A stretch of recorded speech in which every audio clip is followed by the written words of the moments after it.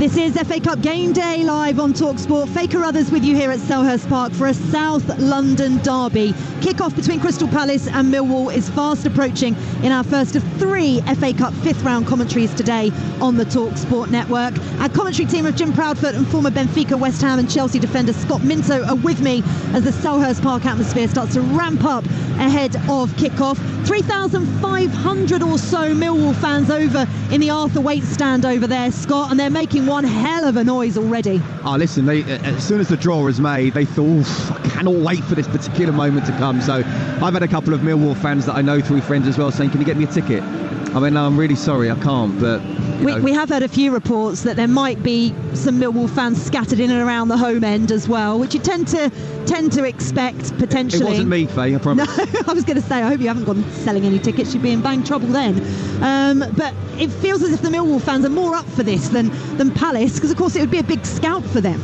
Yeah, look, I mean, it's probably a bigger game for Millwall in the sense that they're playing a Premier League side and the Premier League side are playing the Championship side. But trust me, the moment of kick-off, both sets of fans will be up for this.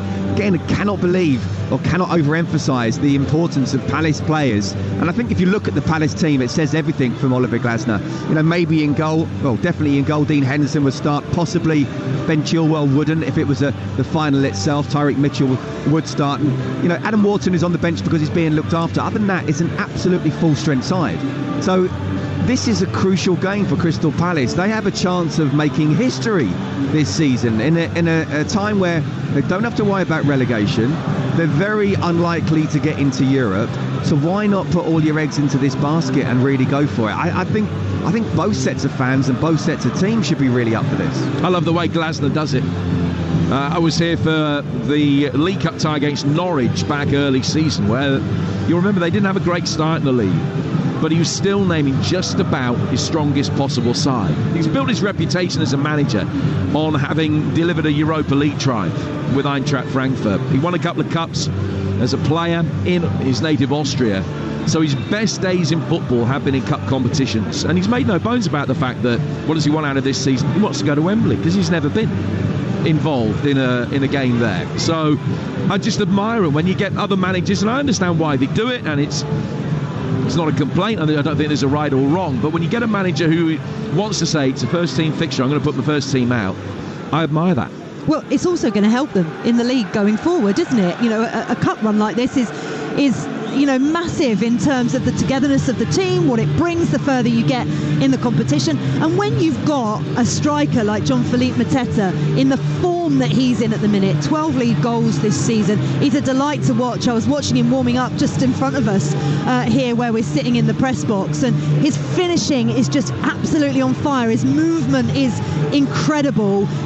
He's just gone up a level, it feels, this season. Absolutely. I think he probably, since Glasner's come in, to be totally honest with you, it's just over a year and a week that since he did come into Crystal Palace, Glasner, and obviously the end of last season was a sensational finish. Players went. I actually think the start of this season wasn't unsurprising. There were players in the Euros, there were players in Copa America, there were players in the Olympics. I think it was always going to be a bit disjointed, and physically as well as mentally there'd be a bit of a fallout from that. So there was a slight bit of pressure on him, but he always was calm even in those times, Faye, when it looked like he could be under pressure, or people were talking, is he under pressure? No, he didn't come across that way. He knew exactly what needed to happen, let things just pan out, and look where they are right now. Actually, at home, they haven't been very good this season. I was here at Villa and they were brilliant, but up until then, there'll only be a couple of wins here at Selhurst Park. Their away form has been brilliant, but it just feels like now Mateta, along with Crystal Palace, are in the zone. It's not easy to get into, but when you're in, it's a beautiful feeling. Coming into the season, I thought it was guaranteed that Palace would have their best ever Premier League campaign. They've got 9th to beat. They still could get there, of course, up to 12th after a poor start, as Scott was saying. In their first 13 games, they were 17th a third of the way through the season. They won 1 out of 13. The 14 games since then, they've won 8 and lost only 3. So since the second week in November, only Liverpool and Arsenal have got more points. They've got the 3rd best record since week 14 of the campaign, which is Champions League form. And I just think that they are a club going the right way. It's a brilliant managerial appointment. They're making progress. I think the the work that they've done in the transfer market hasn't been quite as far-reaching as a lot of the Palace fans would like. But they haven't got many wrong. I think that it is a club going in the right direction, a big scout for Millwall to try and hit today. It would be, and they go quietly about their business as well. They're not shouting about it. They're kind of going under the radar, it feels, which is probably why they're getting these kind of results for sure. But for Millwall, I can see the Millwall fans over in the Arthur Waite stand making an absolute racket. They're going to be key for this Millwall side, aren't they, to push them. Where can they hurt Crystal Palace today? Well, look, I think Josh Coburn clearly is going to have to, he won't have too many chances, but when he does get them, he's going to have to be clinical. Femi Aziz is a player I like. He scored 2 in the last round at Ellen Road, of course, and could have been a hat-trick that hit the crossbar. Camille Negley, he's been their record signing, but he's been off it a little bit. And this might just be the game that kind of ignites his Millwall career, and you could say the same for Luke Cundle as well. I think he scored in his debut within the first minute or so, and yet since then he's not been great. You're going to have 8 or 9 players having 8 or 9 out of 10. Honestly, I think if we look at Crystal Palace Millwall, think about the atmosphere, brilliant, fantastic, FA Cup, anything can happen. If you look at this on paper and player for player, this should be a comfortable win for Crystal Palace because they're playing so well. So collectively as well as individually, Millwall are going to have to be spot on. And of course, we've mentioned it with Mateta and Cooper and Tanganga. I mean, I'm just looking forward. We're going to feel the force of some of those challenges up here. So those 2 centre halves are going to have to be absolutely brilliant, because not just stopping Mateta, but there's Eze and Sarr, who's now becoming a proper Crystal Palace player as well. It's going to be very difficult for Millwall. It is, and it's going to be a combative game, that's for sure. The players are gathering in that tight tunnel here at Selhurst Park. There is another 5th round tie kicking off at 12:15 as well. It's up at Deepdale between Preston and Burnley, and I just want to correct myself from something that I said earlier on. VAR and VAR announcements are in operation at Preston North End in all ties. In fact, it's just the semi-automated offsides that aren't in operation at Deepdale. They are at the 7 Premier League stadiums hosting the matches today. So Aston Villa booked their place in the quarter-finals of the FA Cup last night. Who is going to join them? You can find out here on Talksport. The second of 7 commentaries kicks off shortly as the players walk out of the tunnel. Michael Oliver takes the match ball off the plinth, and the captains of both sides walk out. Mark Gurhey for Crystal Palace and Jake Cooper for Millwall to rapturous applause here at Selhurst Park. A reminder, we're going to bring you Bournemouth Wolves over on Talksport 2 at 3 p.m, and at 5:45 here on Talksport, Plymouth, who famously knocked out Liverpool in the last round, will be looking to claim another big scalp as they head to the Etihad to face Manchester City.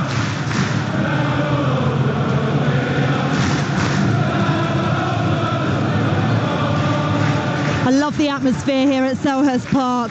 They always bring the noise. Can't wait for this one. Millwall looking to continue their good run of form. Palace looking to make history themselves.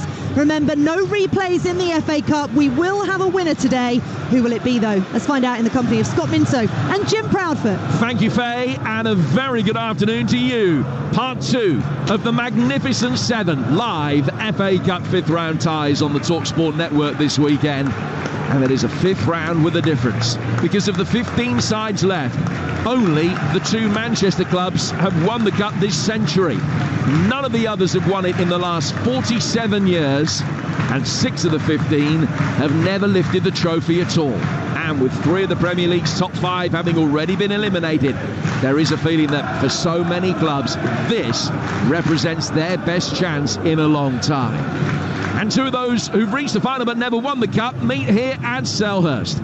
A lesser-spotted South London derby between 2 clubs separated by less than 8 miles, but who haven't met here in more than 12 years. 2 factors that add more than a little edge. This is how they line up. Turner in goal for Palace, Richards, Lacroix and Gahey, Munoz, Hughes, Lerma and Ben Chilwell, Sarr and Eze and Mateta. Millwall, Roberts in goal, Harding, Tanganga, Cooper and Bryan, Denore and Mitchell, Negley, Cundle and Aziz, and Coburn on the benches for Palace. Mitchell, Klein, Devaney, Walton, Kamada, França, Esse, hoping for action against his former club, and Ketia and Henderson. For the Lions, it's Wallace, Sturge, Saville, Wintle, Imaku, Honeyman, Bangura Williams back from injury, Ivanovic, and the substitute goalkeeper is Lucas Jensen. Referee today, Michael Oliver, who was the ref the last time that Palace lost to lower division side in the FA Cup. He sent off Luka Livojevic in that game. Millwall in their change kit of light grey. They won the toss, they've turned Palace around. Palace will be kicking from left to right towards the Holmesdale in this first half. The Millwall supporters over on the far side have been in fine voice, as indeed have been their Crystal Palace counterparts. Quick word about Ben Chilwell. Last started a game in the third week of March last year for England. What's going through his mind now? Don't get injured. No, he is absolutely going to go for it. I'd be very surprised if he plays the full 90 minutes, but hopefully he'll have more than a half. I'd suggest he will get 60 minutes, so give it your all for those 60 minutes and just keep building it in the bank. Well, it's 30 years since one of Millwall's most famous cup runs. The season they won at both Arsenal and Chelsea to cause two massive shocks. Still fondly remembered by Lions fans of a certain age, less so by Scott Minto. They haven't won away to Premier League opposition in the FA Cup since. So can this latest London derby be the passport to another upset? Or will the Eagles make the quarters for only the fourth time this century? Palace red and blue striped shirts, blue shorts, kicking from left to right. The early season fog and mist has burnt up. It's a beautiful, crisp, very early spring afternoon. Now Palace are in possession. Just getting a feel of it in these early stages with Gahey finding Max Lacroix, who's hardly missed a minute since he made his debut after his move from Wolfsburg, playing in the middle of the three centre-halves. Now the United States international Chris Richards gets a touch, and he works it back for Matt Turner, another United States international. And talking of North America, we're live right across the continent of North America, in the States and Canada, on Sirius XM FC, and a very good early morning to you if you're joining us on Sirius today. Millwall working the ball forward. First opportunity for Aziz to chase down the left-hand side. Coburn trying to make a run across the near post. It's fired inside the 6-yard box, but easily cleared. Lerma can get his foot on the ball, work it out towards Munoz. Richards then will be able to clear, but only as far as Cooper. One back then in the heart of the midfield by Casper Nenore, the Belgian.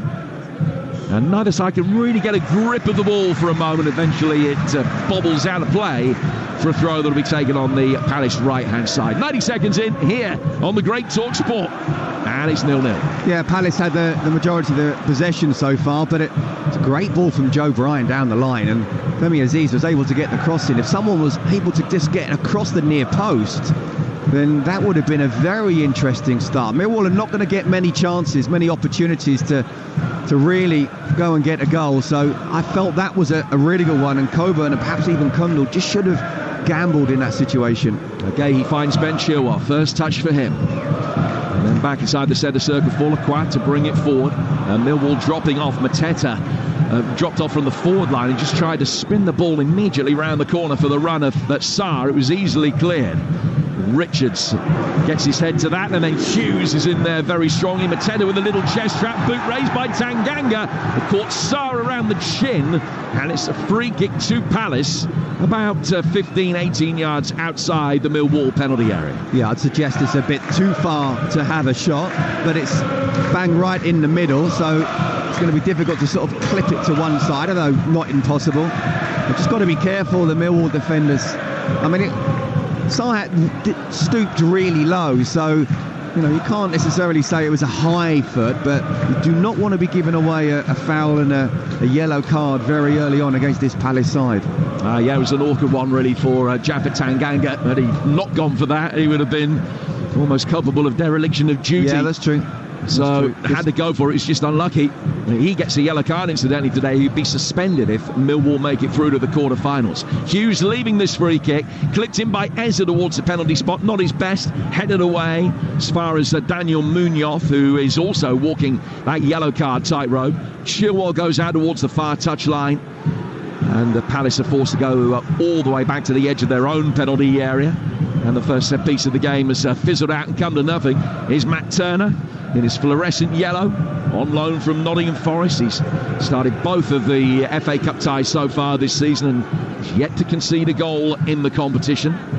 Millwall also have got this far without letting one in, beating Dagenham and Redbridge, and then very impressively Leeds by 2 goals in the last round with a couple from Femi Aziz. Here's Lacroix to his left-hand side for Gahey. Eza just dropping off, such an elegant player when he's got the ball at his feet. He always looks so unhurried and unfazed. Back he goes from Lacroix. Now Gahey towards Ben Chilwell. Negley keeping a respectful distance, but it's won back well in the midfield by Denore. And now Aziz has got it, and he's got an opportunity to be able to run at Chris Richards. Knocks it square across the edge of the penalty area. Denore couldn't get himself into a shooting position. An opportunity for Negley, perhaps. Now the Dutchman, the record signing from Sparta Rotterdam, lays it out towards the right-hand side. Steepling cross by Wes Harding. And it's curved over the dead ball line, back in, but Aziz's header comes after the flag's up. And it's out of play for a goal kick. We talked about Ben Chilwell. Big day as well for Wes Harding. It's only the 3rd game he's played this season. Very much a second choice behind Tristan Kramer on the right-hand side of the back line. Kramer cup-tied, having played for Exeter in the first 3 rounds of the competition proper. And Harding's got to be up at pace straight away. Yeah, absolutely. He's got to be bang on it from a concentration-wise, but also fitness-wise as they get towards in the latter part of this particular game. The Millwall have started well for me so far. Hughes chipping it over the top. Out comes Mateta. Goalkeeper got there first. He's miles off his line. Ball chipped back in by Munoz. Headed away. Now play will stop because Mateta is down. And what's the verdict going to be from the referee? Michael Oliver being told by the Palace fans that he should be sending Liam Roberts off here. There's concern for Mateta. The bounce of the ball was awkward. Roberts came out. He was 7 yards outside his penalty area. Felt that he had to go for it. Collision between him and Mateta. Absolutely inevitable. Michael Oliver hasn't produced a card as yet. VAR Michael Salisbury will be having a look at the incident. Is that either the denial of an obvious goal-scoring opportunity or dangerous play? Yeah, I wouldn't. Well, first of all, what's he coming out in the first place for? You know, there's proactive and then there's actually no need to do it. He didn't need to do it. The ball was played over the top. The defenders, you know, it would have been a bit of a battle to see who would have got there, but you wait to see that happen. Okay, so let's have a look at the decision once he's come out. He's got the ball first, yes, but that is reckless. And when you think about how high it is, it's not even as if because it's high he's gone through with his chest or his shoulder. He has gone so high with his foot that yes, he's got the ball first, but he's just followed through, which is always going to happen, and caught him in his head. That's a really, really dangerous tackle, that. And Michael Oliver is being called over to the referee review area. We've seen a replay. Yes, he's played the ball first, but his left foot, having played the ball, his left foot is, I would imagine, at least 5.5 feet off the ground, maybe a little bit higher than that, and he's caught him in the face. And I think this is going to be decision overturned, and it will be a red card. I'm sorry, it's dangerous, it's reckless, it's a red card. You know, because he's flicked through once he's got the ball, and he's caught him in the face, and you just can't make those type of challenges. You know, if you're going to come out, go with your head or go with your body, but stay on your feet. The fact he's put his foot as high as you say, probably 5.5 foot high. No, that's reckless. Danny is going to be sent off, I'm sure, as Michael Oliver makes his way back towards the edge of the D. The red card is out. And Millwall are down to 10 men. And there's anger from some of the other Lions players, but the replay is cut and dried. Liam Roberts sent off inside the opening 8 minutes. Mateta I think is going to have to be stretchered off, and that obviously has big ramifications for the rest of today and Palace's season, potentially, depending on how bad that is. So Millwall sub-goalkeeper Lucas Jensen, who is their number one, will be coming on, but they're going to have to bring somebody off to accommodate that change. But having seen the replay 3 or 4 times, Scott, it was a clear decision, wasn't it? It was a horrible tackle, it really was. And look, I do believe him if he says afterwards there was no malice involved. I genuinely do believe it, but it doesn't matter. You've gone through, your foot so high, you've got the ball first, yes, but you're always, if you've made that decision to use your foot instead of stoop down, use your head, then you're always going to follow through. And the way he's caught him there, that looks horrible. I mean, we talked about how Mateta's big and strong and very, very physical as well as being skillful, but he's going to do well to get up from that. Well, Lucas Jensen is going to be just getting ready down away to our left-hand side. Eddie Nketiah, similarly, is just being readied, and he will come on for Mateta. They're not in a position they can take any risks here with Mateta. No, it's a head injury. We've got to look after him. Obviously, we don't know if can't tell if he's talking or seems to be okay, or whether he's still almost only semi-conscious. But no, the bottom line is you can't risk something like that. Well, there are Palace players down there. Mark Gahey is down speaking to JP Mateta. He's crouching down. There are 5 or 6 St John's ambulance servicemen and women who are there between us and the stricken Palace player. There could be a relatively lengthy delay here as a signal comes across from one of the ambulance staff towards this near side, seemingly indicating that they need an ambulance. So this does not look good. I'm hoping I've misinterpreted that signal, but still the stretcher is there. He hasn't been lifted onto it as yet. No, I'm not sure you have, Jim, to be honest with you. I mean, look, one thing I would say is VAR seemed to have a pause, a still photo, and I don't like that. It's always going to look the worst possible part of that incident, but you didn't need to have a still to say that that was a sending off. I mean, reckless, dangerous, to say the least, and you just can't make that decision. I mean, first of all, he shouldn't have been coming out in the first place. Second of all, if you are going to do that, you don't put your foot up that high. You've got to stoop down just a little bit. I mean, to put your foot up that high when you only have to stoop down a little bit to try and head it away is, for me, I'll try and choose my words carefully, but it's not the bravest of actions. And yeah, we do hope that Mateta is okay. He's been a fantastic player this last sort of 12 months, really, not just this season. But they've got to look after him, make sure it's okay. I was at Exeter for the Forest game where it took a long time for one of the players to be looked after, make sure it's okay and get carried off, and they've got to do exactly the same again here for sure. Well, I need to have another look at the replay, Scott, to see how significant it was. There was a little deflection, I think, from the defender before it got to the goalkeeper. I don't know whether that changed the elevation in the ball and it then becomes a complete split-second decision, or whether it then's just a sort of a gut reaction to go for it with his right foot as high as it was. But I'm just trying to find mitigating circumstances for Liam Roberts. It was a horrible, horrible challenge. I think the whole thing was split-second almost, you know, to come out split-second decision, to see it bounce up and then go with your foot instead of your head or at least your body. No, it was a poor decision, and it was absolutely right that Michael Oliver was told to go to the touchline, and look, you got to overturn this. Have a look at this. Didn't need the still to see that that was a red card offence. Now, obviously, the most important thing is that JP Mateta is okay, but what it's done for Millwall is, you know, it was hard enough already, a bit of a mountain to climb to come here, and we talked about how good Crystal Palace have been, and, you know, I was here Tuesday night where, second half especially, Crystal Palace were sensational. They were really, really good and just blew Villa apart to the point where I was thinking Villa are really poor, but you've got to give credit to Palace. And now you're gone down to 10 men so early in the game. Oh, it's going to be so difficult now.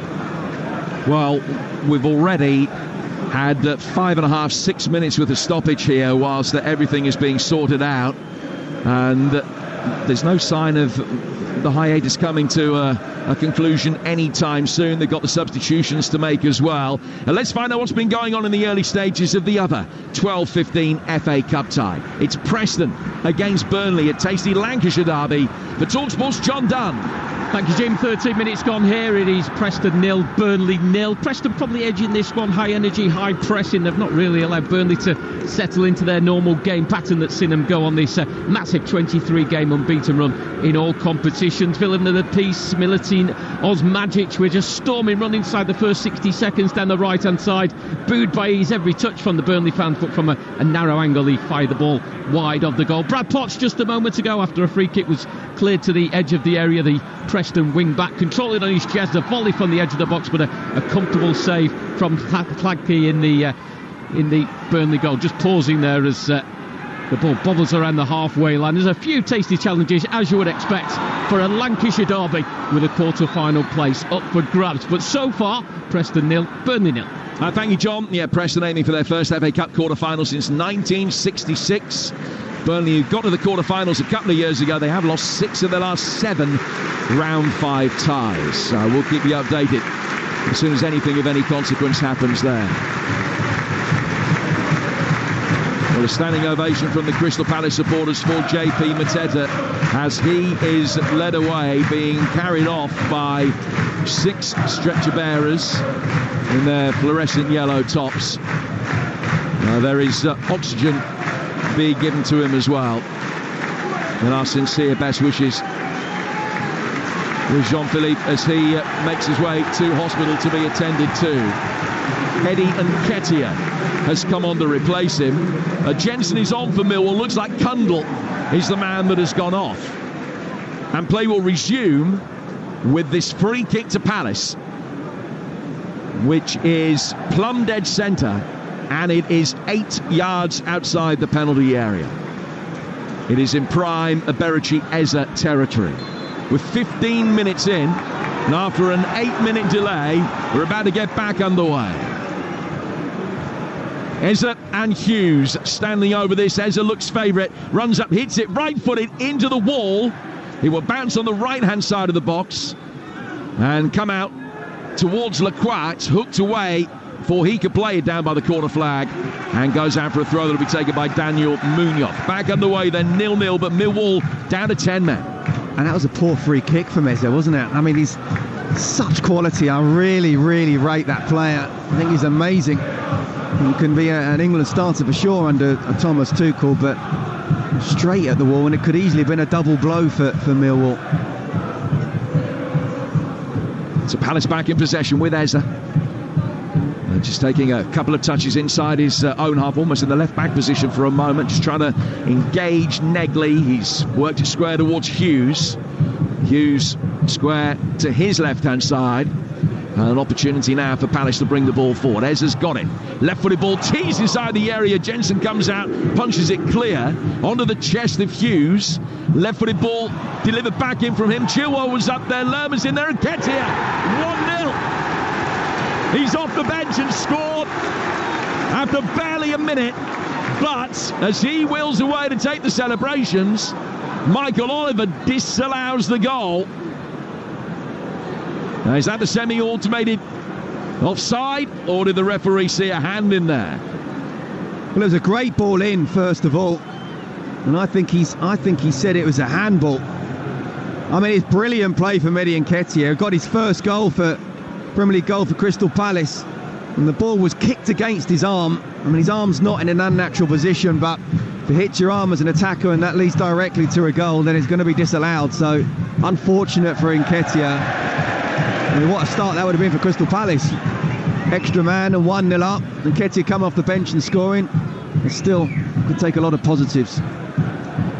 Yeah, he took it really well. Eddie Nketiah, it doesn't count. He's unlucky the ball fired into his hand, but the law's very clear. You score a goal once the ball has hit your hand, it is always going to be disallowed, no matter how much intent there is there. Long ball played for Munoz, heads that down, right-footed in from Sarr, curving over the shoulder of Harding, who's very grateful to watch it out of play. So Millwall have taken Kundl off, who was playing as the 10. So they're now playing... It's a 4-4-1. 4-4-1, basically. What does it change in terms of the game plan for Alex Neil? Not a lot, to be honest with you. It's still make yourself even more compact, and hopefully you can get a counter-attack or maybe a mistake from Palace, or perhaps more likely a set piece with the big centre halves that they have got to come up and head the ball in the back of the net. But no, instead of being a 4-2-3-1, it's definitely a 4-4-1 with Negley and Aziz just dropping in even more so to help out the fullbacks. And I mean, if Josh Coburn thought it was going to be a long day running around and not seeing much of the ball, it's going to be even longer now. Aziz will do his best to push forward up the left-hand touchline and get in support of Coburn. The ball has gone out for a throw, which will be taken by the Lions. They're over on the far touchline in front of the 3,500 travelling Millwall supporters over on that far touchline. Ball thrown short into the feet of Billy Mitchell and then goes back out off Chilwell for another throw. And midway inside the Palace half. So an opportunity for Harding to potentially launch a long one forward here. It's the cue for Tanganga to make his way forward. Cooper is in there as well. Can the 10 men get the advantage? Long throw from Harding, hurled in towards the near post, flicked on by Cooper. Coburn was in there and just couldn't get a touch to swivel it towards goal. Almost went past his left thigh, and Turner very grateful to be able to pounce on that. Wow, well, that's what I was talking about. Whether it be a set piece, there's a long throw in here. It was a great flick on, and he was just inches away, wasn't he? Made the run. Another day, another time. And that would have been Millwall 1-0 up. That would have made things really interesting. As it is, it's still 0-0 with 20 minutes in. Millwall down to 10 men after Liam Roberts, their goalkeeper, dismissed for a horrible challenge on Jean-Philippe Mateta. Eza. Gahey coming forward through the midfield. Hughes between the lines for Sarr. There's space on the Palace right for Munoz. Pulled back by him towards the edge of the area. Mitchell couldn't get it away. Denore blocks the shot that comes in from Sarr. And then Nketiah trying to make something happen. Millwall can clear. Negley poking it forward. Coburn on halfway has done well to read the bounce, but Lacroix, the second attempt, was able to get it the way, and Gahey flicks it into Denore and out of play for a throw to Palace. Yeah, down to Palace to really start opening the game up, make the pitch as big as possible. Don't have to win the game by half-time, but just tire the Millwall side out. But to be fair to Millwall, they're looking very compact and very well organised, even in a 4-4-1 situation. And well, look, they've come close to the scoring with that long throw-in. Obviously, Eddie Nketiah did score, but that was disallowed, and rightly so. But it can look dangerous, Millwall, no set pieces. Goalless here. The Lions down to 10. Goalless Preston against Burnley. And there are 7 league games underway as well. 3 in the Championship, 2 in League 1, 2 in League 2. But they're all 12:30 kickoffs, so 15 minutes behind this one. And the deadlock yet to be broken in any of them, but we will keep you posted. Long ball launched forward, over the top by Palace. Tanganga backpedaling quickly, but it's just given a shove by Eddie Nketiah. And it's a free kick which will be taken by Palace, by Millwall goalkeeper Lucas Jensen on the edge of his own penalty area. We're just shy of the midway stage of the first half. Tomorrow, more FA Cup action for you here on Talksport. A double bill. Newcastle Brighton at 1:45. Manchester United Fulham at 4:30. Both of those games here on Talksport. You won't hear that United Fulham game anywhere else. And then Monday night, it's Forest against Ipswich. Game number 8 will bring you the draw live tomorrow as well at the conclusion of the Manchester United Fulham game. And 2 more live ties for you later today. Bournemouth Wolves at 3 on Talksport 2. As Palace bring the ball forward here, but Tanganga's defended it well. Nketiah with a cross-come shot that has come off the former Spurs man and rolls through for Jensen. So Bournemouth Wolves 3 o'clock on Talksport 2. Man City against Fulham 5:45 here on Talksport as Argyle try and replicate their shock against Liverpool by beating Manchester City to make it through to the quarter-finals. First goal in the EFL this afternoon. Coventry leading at Oxford through Jack Rodoni as the Sky Blues look for a 4th straight win. Oxford without a win in 6 going into the game and trailing in the early stages at home to Coventry by 1-0. Brought out of play for a throw which will be taken on the Palace left by Ben Chilwell. Haven't been too many clear-cut goal-scoring opportunities created by either team so far, with a quarter of the 90 minutes behind us already. Yeah, I have to say, good play though between Eza and Eddie Nketiah just a few minutes ago. Joe Bryant kept them on side, actually, had the shot. You just feel that when they are Nketiah, Eza and Sarr, if they get close together, play little 1-2s, they really can suck Millwall in, and you get an extra runner just in behind. That's the way for me that I think this Palace side can get a goal up. But at the moment, as I say, Millwall looking pretty comfortable. Well, they have played 5 round 5 ties this century, the Lions, and they've won 4 of them. Beaten Burnley, Luton, Leicester and Wimbledon. They've got a decent record against Premier League opposition. They've won 5 of their last 10 FA Cup ties against top flight teams, although all of those wins have been at the Den. Yeah, I was speaking to a friend of mine who lives in Cape Town now, and he's a big Palace fan, and he's gone to the local pub to watch it, and he was telling me how this is a really dangerous game. We've got to be careful of Millwall. Munoz with the ball inside the penalty area, and Nketiah on the turn, and Jensen saved it, got his body behind it, kind of back off his stomach really. He was able to gather at the second attempt, but Eddie Nketiah's looked pretty sharp since coming on. He's looked really sharp. I think that goal that he got midweek would have given him a lot of confidence, and obviously he wouldn't have expected to be on the pitch this early, and he'd certainly be thinking of Mateta as well and hoping he's okay. But you know, it's an opportunity for him, isn't it, for sure? Yeah, it's his first goal in 36 Premier League games. Eddie Nketiah has won this competition before, back in his Arsenal days. Came off the bench in the 2020 final. Here's Daniel Munoz on the right-hand side for Crystal Palace. It's 0-0. The reason why I brought up my friend in Cape Town was because he sounded like you there. He was coming out with all the stats as to how Millwall have beaten Palace in the past, and we should worry about them. I said, on paper you shouldn't, but yeah, I know what you mean. I know what it's like being a fan. Trying to talk himself into a defeat. Coburn will be able to bring the ball forward. Lacroix's done well to win it back. Barely let him venture into Palace territory at all. Hughes, with shock of blonde hair, can deliver. Eza, good save. It took a horrible deflection in front of Jensen. The next shot from Munoz is blocked. Then he clips it in deep towards the far post. Becomes a 5-ball. Sarr trying to get in there. Mitchell hooks it away on the edge of the 6-yard box. Palace come again. Well, Munoz put too much on that. And he goes out of play for a throw right down by the corner flag, but there was more intensity about the Eagles there, and they're getting ever closer. Yeah, brilliant, and all 4 sides of the ground are clapping Palace because they've seen their team step it up in the last couple of minutes, and Millwall because that Golmwell scramble was almost schoolboy stuff, wasn't it? But somehow they found a way to still keep that clean sheet right now. Live over on Talksport 2 right now. Leeds hoping to go 8 points clear at the top of the Championship, and they lead West Brom by a goal to nil. Junior Firpo, who scored a great header the other night at Bramall Lane, has done it again, netting to give Leeds a 1-0 advantage against West Brom. Ball inside the penalty area here. Harding there ahead of Eza. Can clear. Lacroix will bring it down. Coburn trying to make life difficult. The big, tall, gangly striker on loan from Middlesbrough. The ball has been won back by Richards. And now Max Lacroix can bring it forward. Just joining us, Millwall down to 10 men as Chilwell plays the ball inside the penalty area, and that has hurt one of the Millwall players. It's Negley that tracked back with him as he just opened up his knee as he blocked that cross that came in. He's now lying flat on his back inside the penalty area and in some discomfort. Yeah, he looks like he's struggling, doesn't he?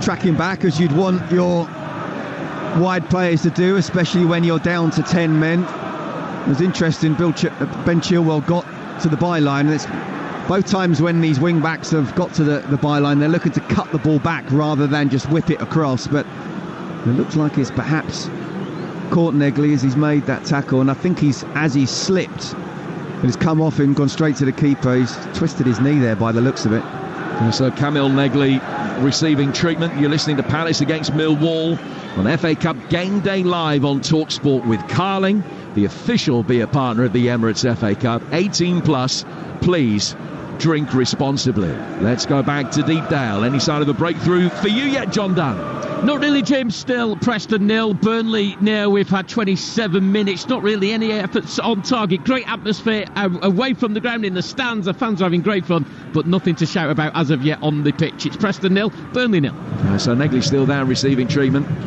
0-0 in Lancashire, 0-0 here as well. Millwall down to 10 men after Roberts was sent off for kicking Mateta in the head as he came out to try and deal with the ball that bounced outside the penalty area. He played the ball, caught Mateta on the follow-through. Mateta led away and has been stretchered off and taken to hospital, and we'll bring you an update on his condition as soon as we have it. So Jensen came on, he replaced Kundle for Millwall.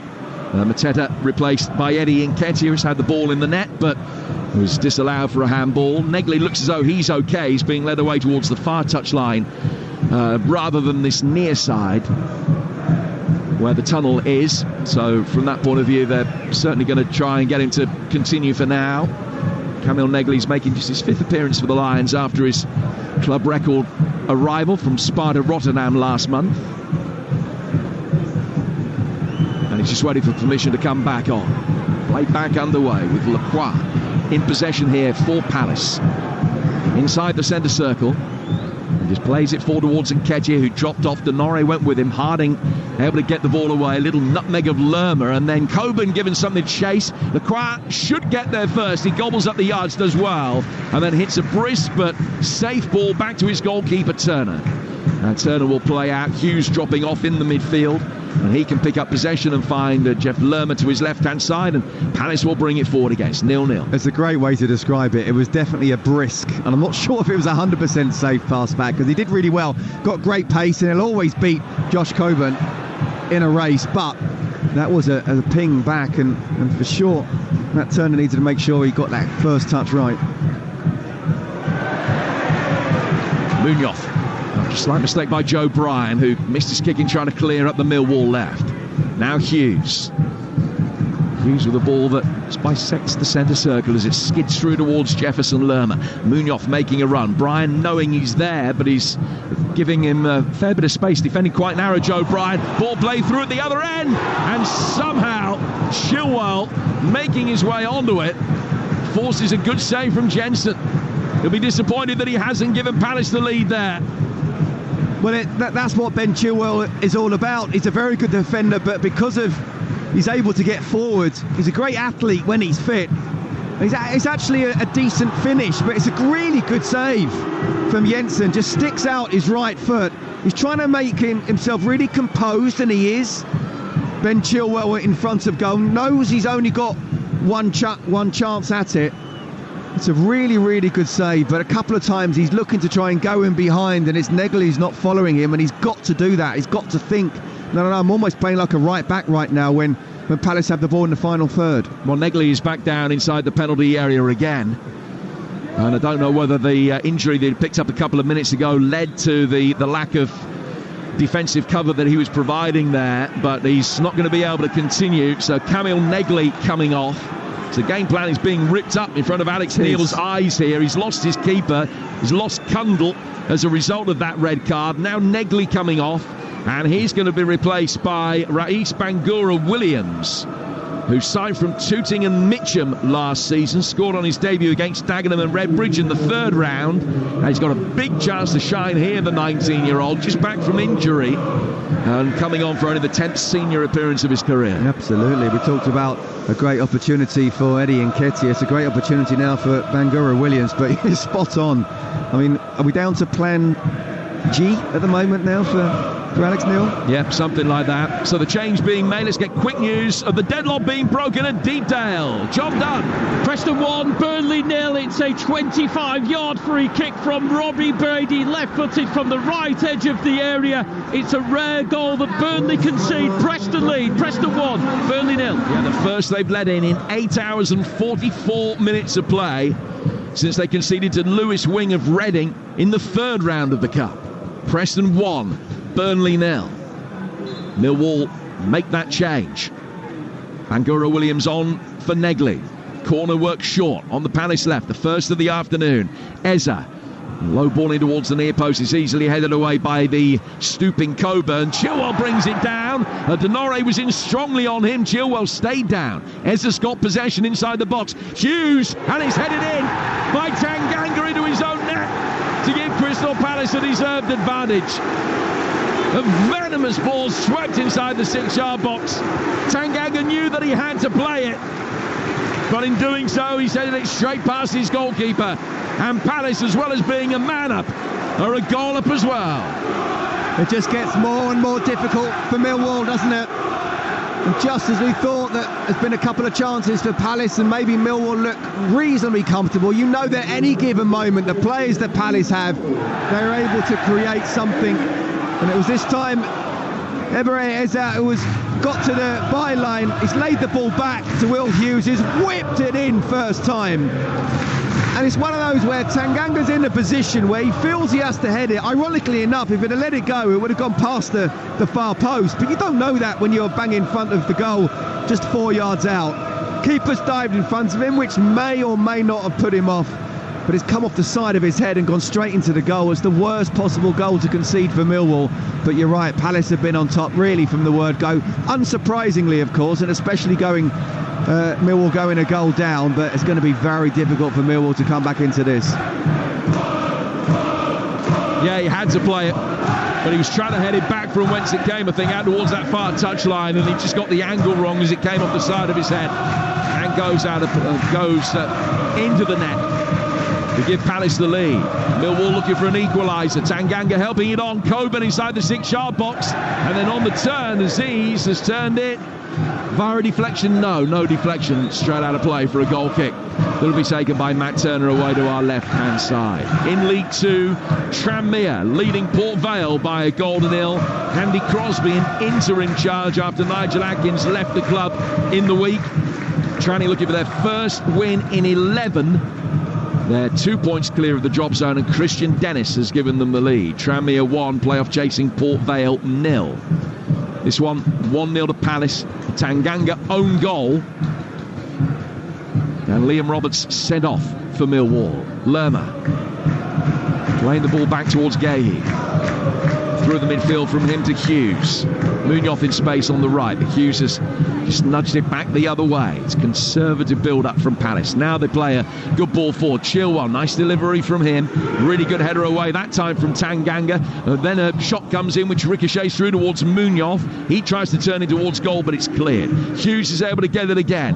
Good little reverse ball from Lerma through the midfield. Well read. And a chance for Aziz potentially to make some headway into Palace territory, but Lerma covered the ground quickly. Came back and won it back. And Palace can build from the back again. 1-0 they lead. Well, Femi Aziz is quick, and he just put the ball sort of 10 yards in front and said, right, I'm going to chase after this. Is anyone as quick as me? And Jefferson Lerma said, yeah, I am. I'll just take the ball off you, thank you. Eza over on the far touchline, which is the Palace left. Player that was associated with Millwall as a young man, but didn't make the grade there. Of some story that he has had. He'll be desperate to succeed here. The man that scored the winner against Stockport in the third round of the Cup, which was his first ever FA Cup goal. It's Hughes, who played in the final that Watford lost against Manchester City a few years back. Now towards Munoz. Eza back in towards Munoz, but he was well marshalled by Bryan, who didn't give him a clear run towards the ball. And Jensen can come out and pounce on the loose one and pick it up outside his 6-yard box. Yeah, both wing-backs are really getting involved in the game, aren't they? Trying to play little 1-2s or even just go in behind, and it's down to the wide players of Millwall to try and stay with them, because the full-backs have to tuck in and help out the centre-halves. But at the moment, it's all Palace. No surprise there, really, but what I would say, it's been 2 long throws now from Millwall, where they had one really good chance, and even the last one of Femi Aziz on his right foot is at worst a half chance.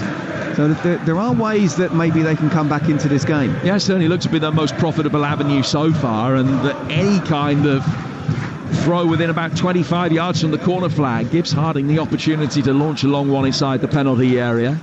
I'm sure that'll be mentioned in the Palace dressing room at half-time, that they can't afford to concede those chances. I think Chilwell's offside here as he swivels and hits the bar with a shot, but flag up straight away. Do you know what? I'm glad that didn't go in, Jim, because that was offside. What? I mean, that was almost David Platt-like of Italia 90 from Ben Chilwell. I mean, he's so obviously offside, but he turns and swivels and it's over his shoulder. He catches it perfectly but it hits the crossbar and goes over. Well, his last start was against Belgium for England. Talking of David Platt scoring that goal some 35 years ago, which ages us all. 35 years I know, ago. Wow. frightening, isn't it? The ball launched long from Lucas Jensen and put straight out of play. It's a throw which will be taken by Palace. The big game in League One, Birmingham 1, Wycombe 0. Taylor Gardner-Hickman scored his first goal for Blues in the week, and he's got another today. Blues 12 clear with a game in hand if they beat Wycombe, who are unbeaten in 9. And Gardner-Hickman's goal makes it Birmingham 1, Wycombe 0. Elsewhere in the FA Cup, Preston 1, Burnley 0, Robbie Brady. In the Championship, Leeds 1, West Brom 0. It's live for you right now over on Talksport 2. Junior Firpo got that. Coventry are leading at Oxford by a goal to 0. And in League 2, Tranmere 1, Port Vale 0. Now that brings you up to date. Of course, all the goals as they go in over the course of the afternoon with Adrian Durham on the award-winning Game Day Live here on Talksport. This one, 6 minutes to go to half-time, but we're expecting probably 8 minutes to be added, maybe even more than that. Here's Mark Gahey in the sunshine here in South London. Shipped towards Munoz, who can control the ball neatly, brings it down on his right foot, works it back towards Hughes. Hughes is pressured by Aziz, and then Coburn similarly tries to stop Lacroix having any time. Ball inside the area, Munoz heads it, then Nketiah has gone down. The referee says play on. Munoz stabs it in, but he is offside. He's saying that he isn't. Did it come? It was kicked against someone. I'm not quite sure. If it's a Millwall player, then he's not offside. Again, just probing, aren't they, Crystal Palace? Millwall not able to get it away. It looks like it's Denore's kicked it against his own man. Well, it counts. Munoz has doubled the advantage, and the Crystal Palace claims are upheld. Denore playing the ball, and it hit Sarr and ricocheted through to Munoz. No deliberate attempt from the Palace player to play the ball, so it's ricocheted off him, and Munoz is onside, turning the ball in, and Palace lead by 2 goals to 0. And with a 2-goal advantage and a man advantage as well, they will already feel as though a quarter-final place is beckoning. Well, look, Crystal Palace, and understandably so, especially with having the extra man, for sure would be up, and they are, deservedly so. But yeah, the ball kicked against Tanganga, and obviously there's no Crystal Palace player involved in that, so Munoz, who was in an offside position, just did the right thing, stick the ball in the back of the net, look across to the line went up, but that's what you've got nowadays. You're able to look at it. No, it's onside. Daniel Munoz, who scored at Doncaster in round 4, scores against Millwall in round 5, and Palace are 2 goals to the good. Have won their last 4 ties against sides from outside the top flight, and since they were beaten by Derby here in the 3rd round back in 2020. In fact, that's their only home defeat to a lower division side in the FA Cup since Millwall themselves won here back in 1985. Steve Lovell scored the winner in a 3rd round replay. But Palace knocked Millwall out 3 years ago, and they're going to be knocking them out again today, you would think. Leading 2-0 against 10 men. Gahey, Chilwell making a good early run forward, but Gahey on this occasion electing just to go square to Lacroix rather than trying to spear one over the top of Harding. Gahey again, long diagonal this time for the score of the 2nd Palace goal, Daniel Munoz. Ball back by him for Hughes. Hughes is left-footed ball inside the penalty area. Chilwell coming around the back, keeps it alive, and Nketiah is in there.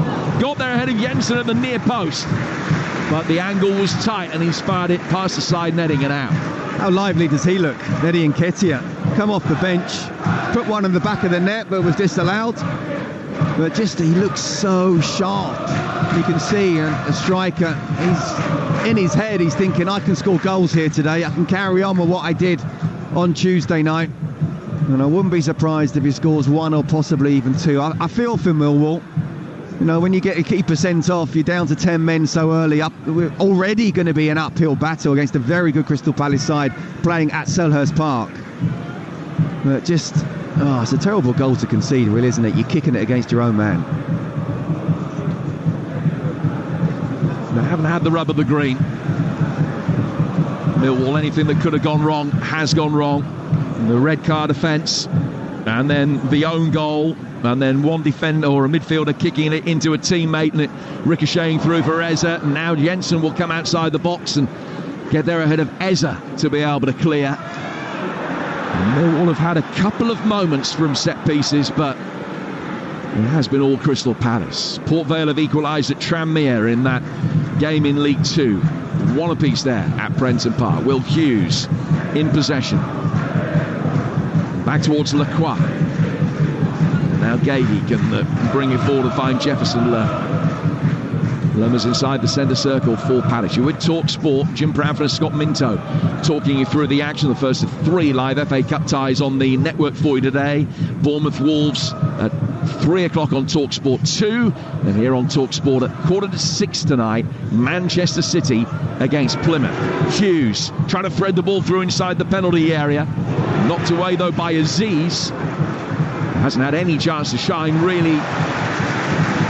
Pushing forward as an attacking outlet on the Millwall left.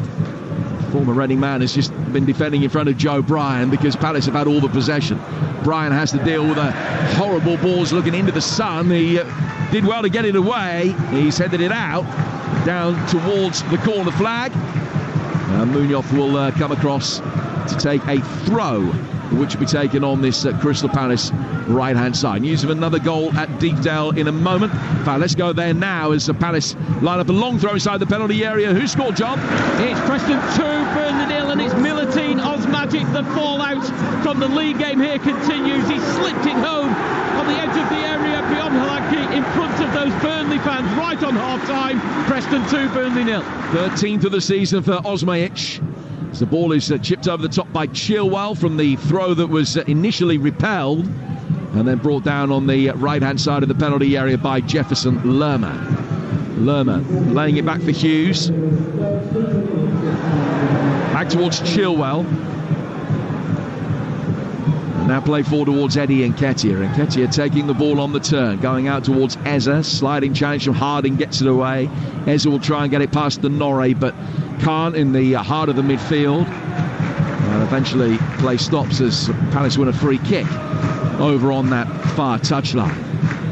Another opportunity to launch it inside the penalty area. And we're in stoppage time at the end of the first half. 13 additional minutes to be played after the various injuries and inspections. Here's Eddie Nketiah. Back outside the penalty area for Ben Chilwell. Right-footed, chipped inside the penalty area. It's bypassed everybody and goes out for a goal kick that will be taken by Millwall. Yeah, I'm not surprised it is that much. I mean, it was a long time, 8 minutes plus. It's been substitutions as well. I'm sure Alex Neil will just be hoping, praying that it just stays this scoreline going in at half-time. Not quite sure what he can actually do. You know, they've got to try and somehow find a way to get the ball into Palace's half, maybe get those throw-ins. That's where they've looked most dangerous. But at this moment in time, to say that Palace are in control is an understatement, and it's almost a question of how many. Well, possession has been 80-20 in Palace's favour, and the XG would absolutely underline their 2-goal advantage through the opening 45 minutes.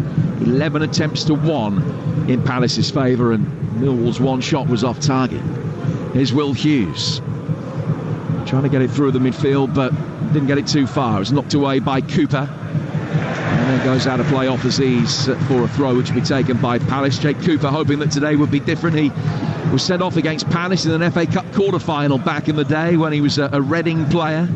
And Palace had that run to the final under Alan Pardew back in 2016. Has played in the Lions' last 2 fifth-round ties, both of which they've won. And it's going to be some story if they win this one. A man down and 2 goals down. Berici Eze in the midfield, hoping to catch the eye again today of Thomas Tuchel. And England's first 2 games under Tuchel coming up later this month. They will both be live here on Talksport. Chris Richards with the shock of black hair, laying it back for Lacroix, and it's an easy streak for Palace to build from the back. Yeah, Ez is absolutely running the show at the moment. He's just dropping into midfield, into the 6, alongside Will Hughes as well, who's just loving just lending the ball at times, playing the pace in the way they want, looking up, seeing which wing back is bombing on. You know, Millwall, as I said, their fullbacks have to tuck in and protect their centre half, so it's down to the wide players to do something that's not really in their thinking, to defend and, you know, make sure they get close to the wing backs. They're finding it very tough. Brian working the ball down the left-hand touchline for Aziz, who tried to nudge it off Richards to put it out of play for a throw, but he couldn't. And Will Hughes has won it back, and he can get it forward now. And Jefferson Lerma, the Colombian, striding into Millwall territory. Chilwell on the overlap, left-footed ball clipped in from him. Munoz coming around the back, couldn't quite win it, and it's headed out for a throw which will be taken on the Palace right. Half-time at Deepdale. Here's John Dunn. Preston 2, Burnley 0 at the break. Robbie Brady firing home a 25-yard free kick. The former Burnley man on 31 minutes. Just before half-time, Milutin Osbajic with a composed finish from a Brad Potts pass. And then Burnley's Luca Koleosho had one cleared off the line right on half-time. Preston 2, Burnley 0. Those two sides met on the first ever day of league football in this country, but that's their first ever FA Cup meeting. Burnley going into it unbeaten in 23, 2 down. Same story here. Millwall 2 down and a man down as well after Roberts was set off in the opening 8 minutes of the game. Munoz with a lovely turn, getting away from Coburn on halfway. Sarr back for Lerma, who checks right in front of us. We're situated about midway inside the half that Millwall are defending in this first half. Ball goes back for Richards. Slight miscontrol by Gahey, but he's able to remedy the situation. Lends the ball out of the left-hand touchline for Eza, who's faced up by Harding. Little ball pulled back towards Hughes. Hughes' chip inside the penalty area, headed away by Tanganga. Climbing high to meet that was Lacroix, and he's barreled straight into Coburn to give Millwall a free kick, about 10 yards outside their own box. 2-0 to Palace. Yeah, although it wasn't Ben Chilwell whipping the ball in there, it was Will Hughes. What you are seeing is actually both wing backs getting forward. We saw it a little bit earlier, a couple of minutes ago, where Chilwell did whip the ball to the far post, and it was Munoz getting in there as well, and they just get bodies forward. They attack so well, so it's difficult for the Millwall players who are already a one-man down to know which one to pick up. I mean, the bottom line is you pick up the one that's closest to the goal and then just work from there, but so many players going forward when they want to on the attack, Palace. They're just a really well-drilled side. Ball clipped by Tanganga towards the edge of the Palace penalty area. Headed away by Gahey for Chilwell to bring it forward. We played 6 of the 13 minutes of first half stoppage time. And Bangura Williams goes in the book. First yellow card of the day for a late challenge on Chilwell, which stopped the counter-attack. Well, you know, can't forget he's an England international. He's a Champions League winner. When he's fit and playing, I think he's one of the best left-backs we have. And he's enjoying this, and I said earlier to Faye, I'd be surprised if he has more than 60 minutes. The way this game has panned out, just keep asking him, you okay, but be honest, you know, look after your body. But he could easily have the full 90 here. His last start for England against Belgium 11 months ago. Has come off the bench in 3 of the last 4 games. A player being surplus to requirements by Enzo Maresca at Chelsea, just looking for a fresh start, but clearly revelling in the 45 minutes he's played so far today. Yeah, and look, Tyreek Mitchell has seen more of an out-and-out left-back. I think he can get forward, but I do think that as much as I like Mitchell, but Ben Chilwell is the better player when fit. I mean, the wing-back system and role really suits him, so no, it's a great addition for Crystal Palace. It certainly is. And he's got possession again now. He's coming forward over halfway. Eza making a good run. Chilwell's put a lot on the pass. Eza very unlucky. He got there just before it ran over the dead ball line, but he couldn't control it. And his momentum and that of the ball just sees it drift over the white line and out of play for a goal kick that will be taken by Lucas Jensen away to our right-hand side. 7.5 minutes of stoppage time gone. 5.5 to go. Palace leading Millwall by 2-0 here on Talksport. Yeah, and he's not just dropping off in terms of central midfield, but when they're going down the left-hand side. He's finding those pockets of space and also in behind. And Ben Chilwell just tried to put him in there. I felt he should have tried to just whip the ball in on his left foot first time. Trying to stop it was never really going to happen, but there's no doubt about it, in full control, and especially down that left. Eza, and then Sarr heading it on, and Cooper forced to backtrack really quickly. Got the ball away from Eddie Nketiah. And put it out of play for a throw that'll be taken on the Crystal Palace right, and Lerma will just trot forward in no discernible hurry, but he'll just bend down now and pick up the loose ball on the pitch. He bounces it once on the touchline, puts the ball up inside his red and blue striped shirt to dry it so he can get some purchase on this long throw. Palace looking to make the tie safe if it isn't already. The ball inside the penalty area, handball shout against Coburn. It will be cleared out of the penalty area towards Aziz, and Aziz just whacks it up the left-hand touchline. And we saw at the near post, it was a short long throw, if you get what I mean.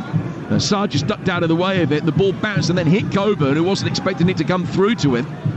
But the call was that the arm was in a natural position, and it will, of course, have been looked at by the VAR, Michael Salisbury, but I don't think he's telling the referee to delay the restart here.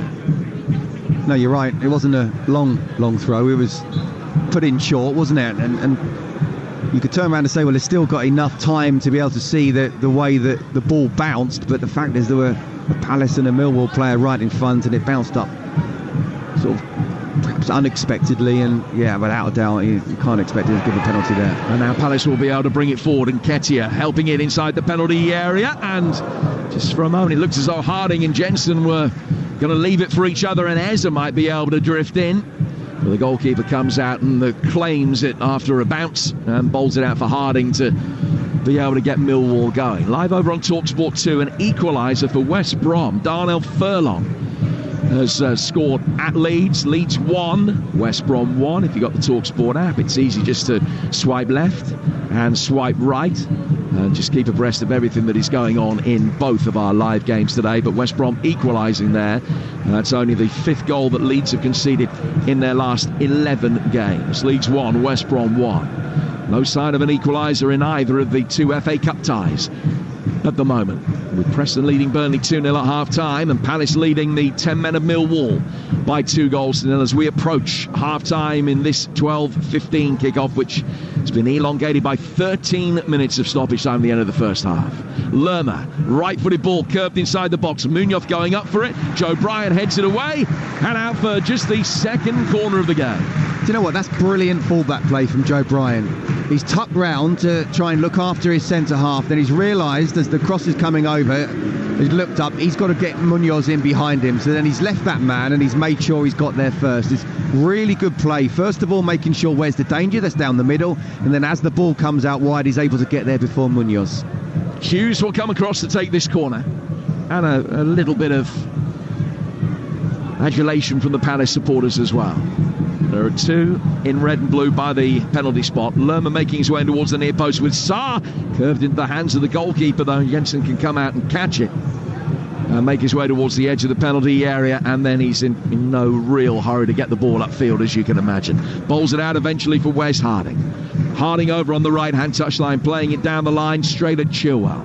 Chilwell controlling it, but then losing out to Bangura Williams, who will nudge it down the touchline himself. He was hoping to be able to play it into the run of Mitchell, but it goes out of play past the Norre for a throw that will be taken on the Crystal Palace left-hand side.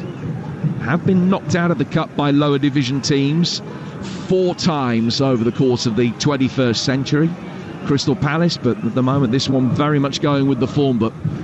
Palace set there for an 8th win in 10 games in all competitions. Though Scott was saying in the build-up, their home form here has not been good. They've beaten Villa, Spurs and Southampton, but that's been it in terms of league scalps at home over the course of this season. Much better away from home than they've been here at Selhurst, but this has been a game in which they've been completely dominant pretty much from the 3 or 4 minute mark. Yeah, look, I think they were always going to be the one who had the most possession and the most chances as a Premier League side playing at home against the Championship side, but going down to 10 men and your keeper going off, and then you've also got one of your players getting injured, and you know, Alex Neil must be thinking, what have I done here?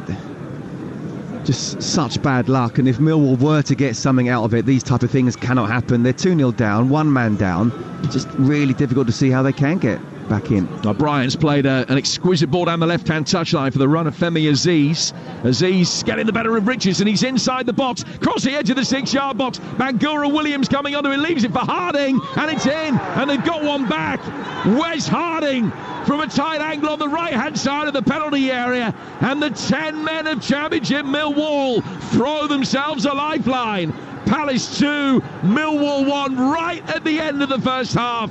And it's Wes Harding's first goal for the club. Well, it's really poor defending from Crystal Palace, just as they're absolutely in full control, total control. And what you don't do is, you don't concede just before half-time and give the away side something. But well done to Millwall, and well done to Femi Aziz. He had 2 players around him and somehow found a way to get through them. He whipped the ball in. And fair play again to Wes Harding, who got in the box as playing as a right back, could easily just been sitting back and thinking, I don't want to concede another one before half time. He didn't, struck it first time. I'll tell you what, Jim, do we have a game on our hands now? Well, we certainly didn't a minute ago. Millwall will feel that goal in the 14th minute of stoppage time has just given themselves a chance. Harding lashing it through the 6-yard box. It took a deflection, which made it impossible for Matt Turner to save. And at the break, it's Crystal Palace 2, 10-man Millwall 1. Wow, that's changed things a little bit. I'm just going to rip up everything that I had written, that Crystal Palace were cruising. That is exactly the kind of impetus that Alex Neil's side needed. Everything went against them in that first half, and then they get a little bit of luck right at the end, which means that dressing room is going to feel very different to what it would have done just a minute ago. Do you know what? I think Alex Neil has just ripped up his half-time team talk as well. I think he ripped up his game plans after 8 minutes.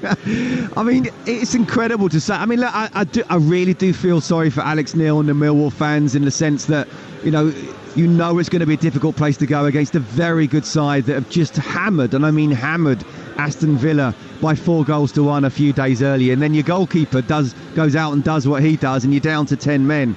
I mean, mountain to climb, for goodness sake. At 1-0, okay, you're still in the game because there's only one, even though you're a man down and you're under pressure. 2-0, oh my goodness, how can you do that?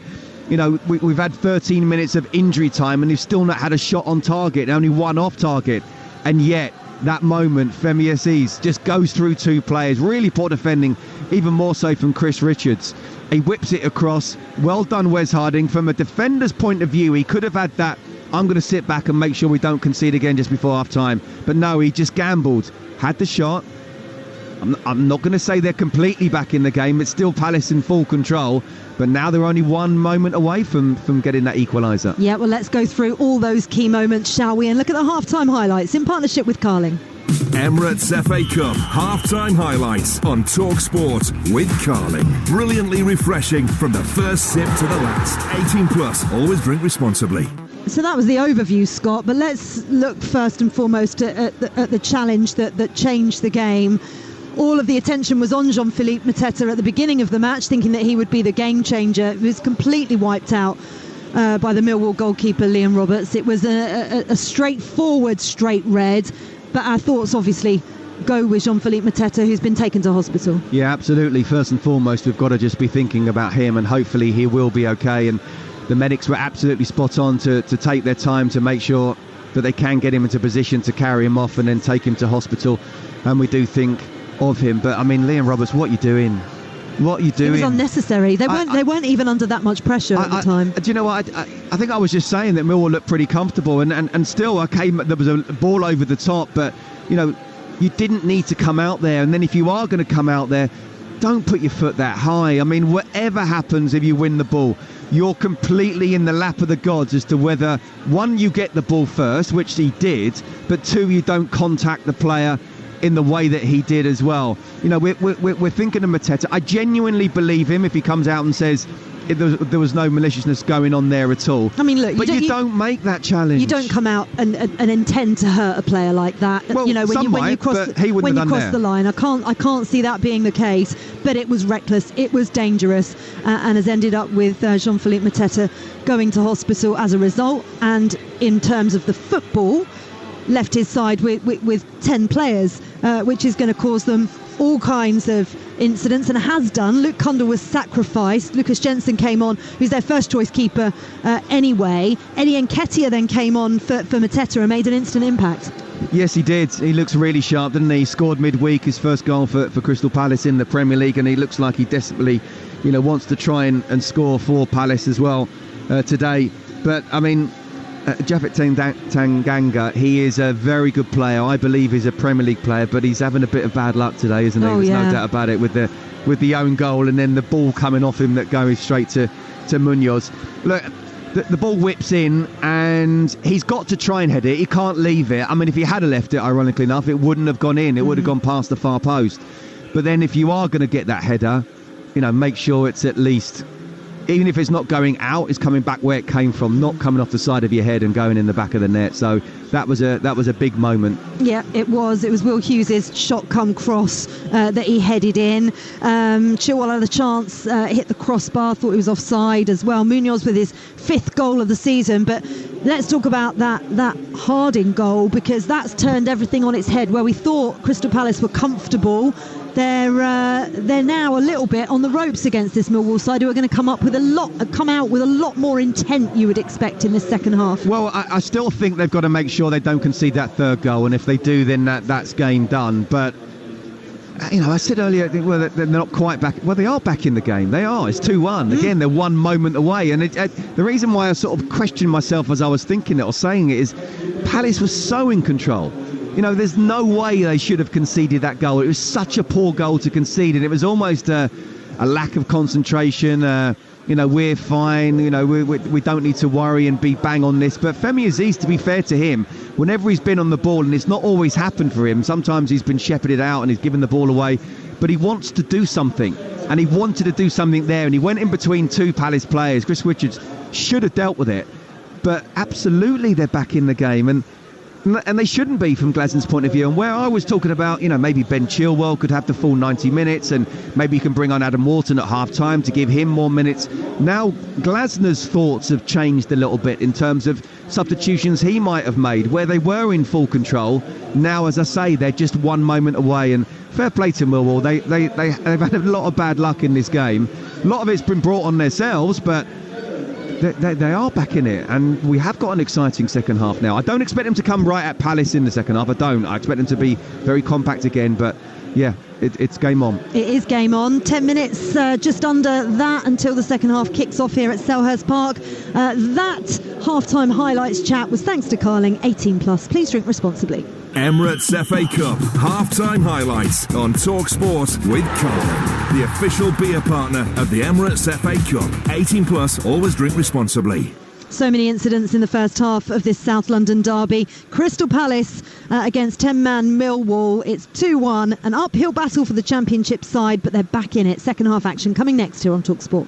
The Emirates FA Cup live on Talksport with Carling. What a driver, what a goal! Oh yes! The official beer partner of the Emirates FA Cup. 18+, always drink responsibly. Thinking about a holiday home to get away to on your weekends? Investing through the Chase app could help make that a reality. With access to free investment guidance, you could learn how to make your money work harder. And when you download the app, you can start using our award-winning banking in no time. See what your money can do. Search Chase Bank. 18+ UK residents. Chase current account required. Capital at risk. Investments are provided by Nutmeg and not guaranteed by Chase. At Betfair, we're about finding different ways to play. Like with our 90-minute guarantee. We've all been there. The clock ticks over into 90 minutes, and then a speculative cross into the box ricochets off a knee and goes in, ruining your bet. But with Betfair's 90-minute guarantee, if your bet is winning at 90 minutes or full time, we pay out. Betfair. Play different. Applies to match odds 90 market or markets with the 90 icon. Sportsbook exclusive. Terms and conditions apply. 18+. BeGambleAware.org. This week at Lidl is totally tropical. Save a juicy 30% with Lidl Plus. Get mangoes, pineapples, pomegranates and kiwis from just 34p each. Lidl, fresh produce retailer of the year. Download Lidl Plus and start saving today. 18+ GB only. Subject to availability. Terms apply. See lidl.co.uk/LPTV. 30% off selected fruits ends 12th of March. Whether you're singing song stresses a traffic going at the alley pally, roaring yourself hoarse on the first day of Cheltenham, or hugging a complete stranger after a 98th minute win. At Virgin Bet, we always want you to have a great time without ever losing track of your betting.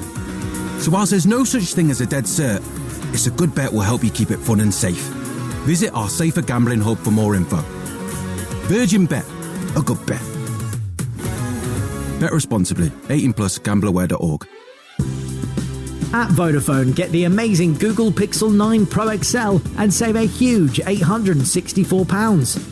Plus, with Gemini, your AI assistant, you can go live, get hands-free help and talk things out. Go online or in-store today. Hurry, enter 18th of March. Vodafone. Save £576 on 5GB airtime over 36 months and £288 on phone. Phone cost £806. Eligibility, credit checks and terms apply. Finance Vodafone. When you're setting up a new nest, starting your own flock, or they just keep on growing, get the flexibility you need with VeryPay. Pay now, later, or pay over 3 months and pay no interest. Very, the online store for fashion, home and more. Search VeryPay. Ways to pay that work your way. VeryPay credit provided subject to status by Shop Direct Finance Company Limited, 18 plus, representative 44.9% APR variable. To those that get it, like we get it. Those who scream, "Go on, my son!" Who punch the air and love the mud. Who go with their gut. Sigh, I just do it. And know, just know, it wins next time out. Maybe.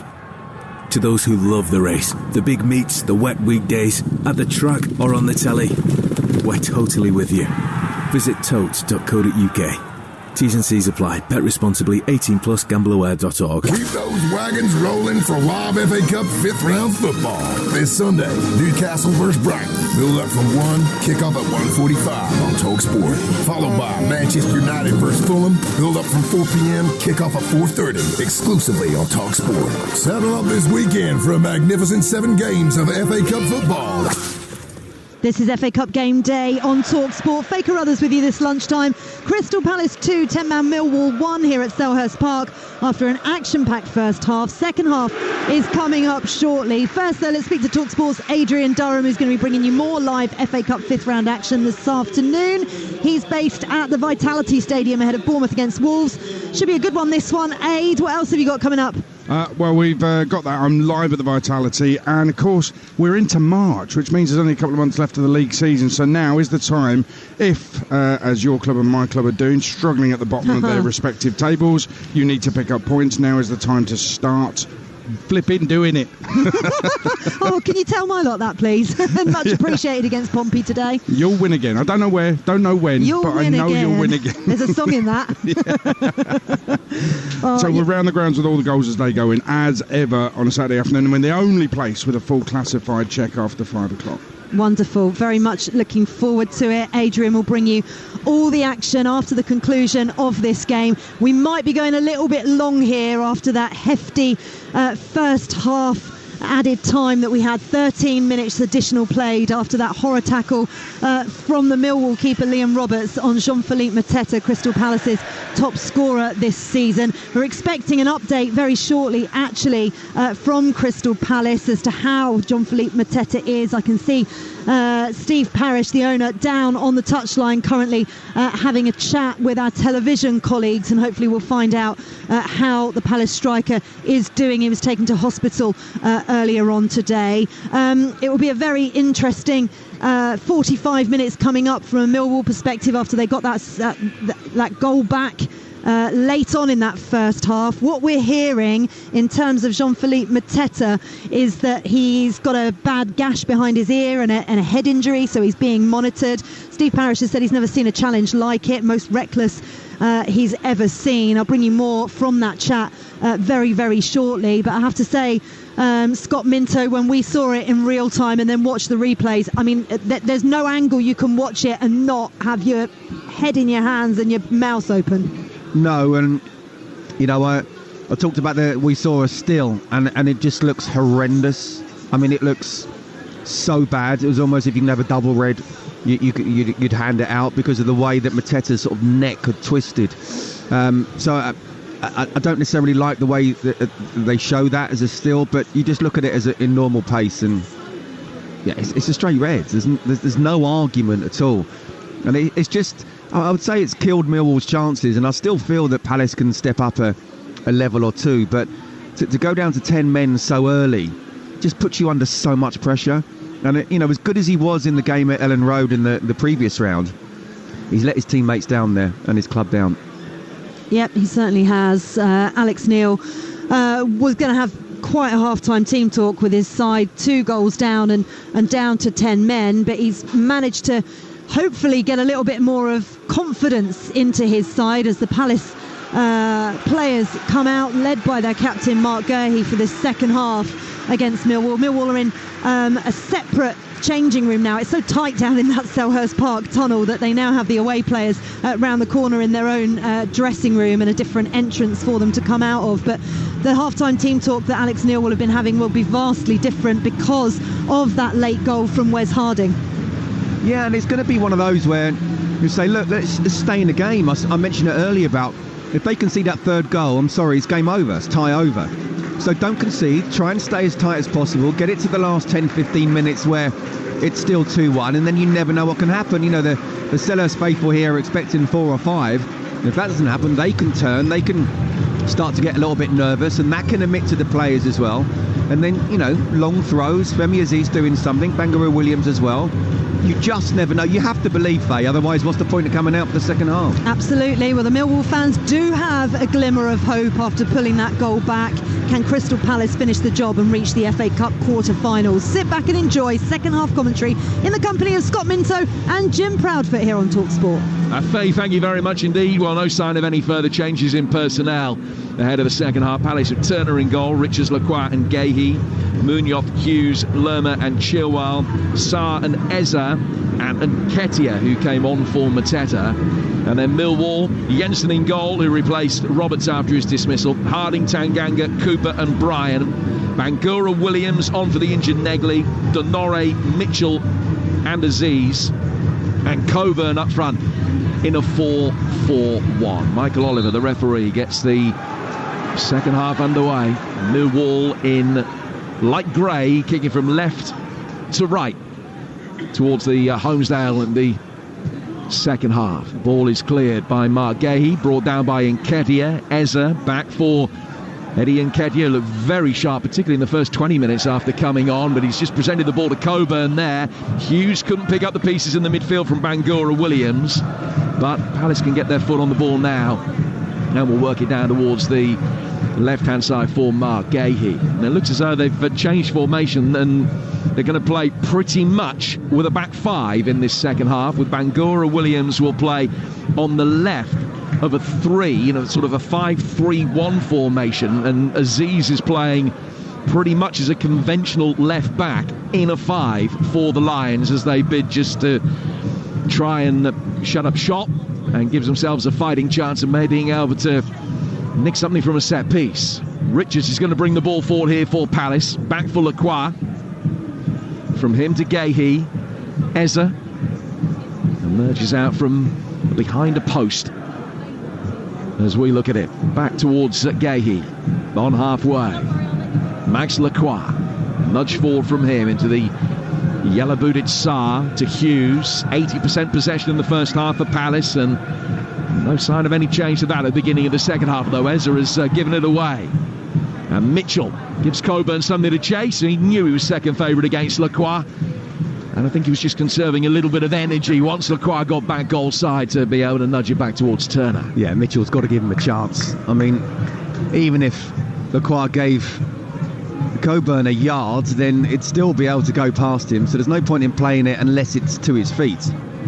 Here's Ben Chilwell, left-hand side of the penalty area. Gahey playing it forward. Chilwell trying to back-heel the ball into the shins of Harding, who will be able to clear towards halfway. Coburn holding it up well.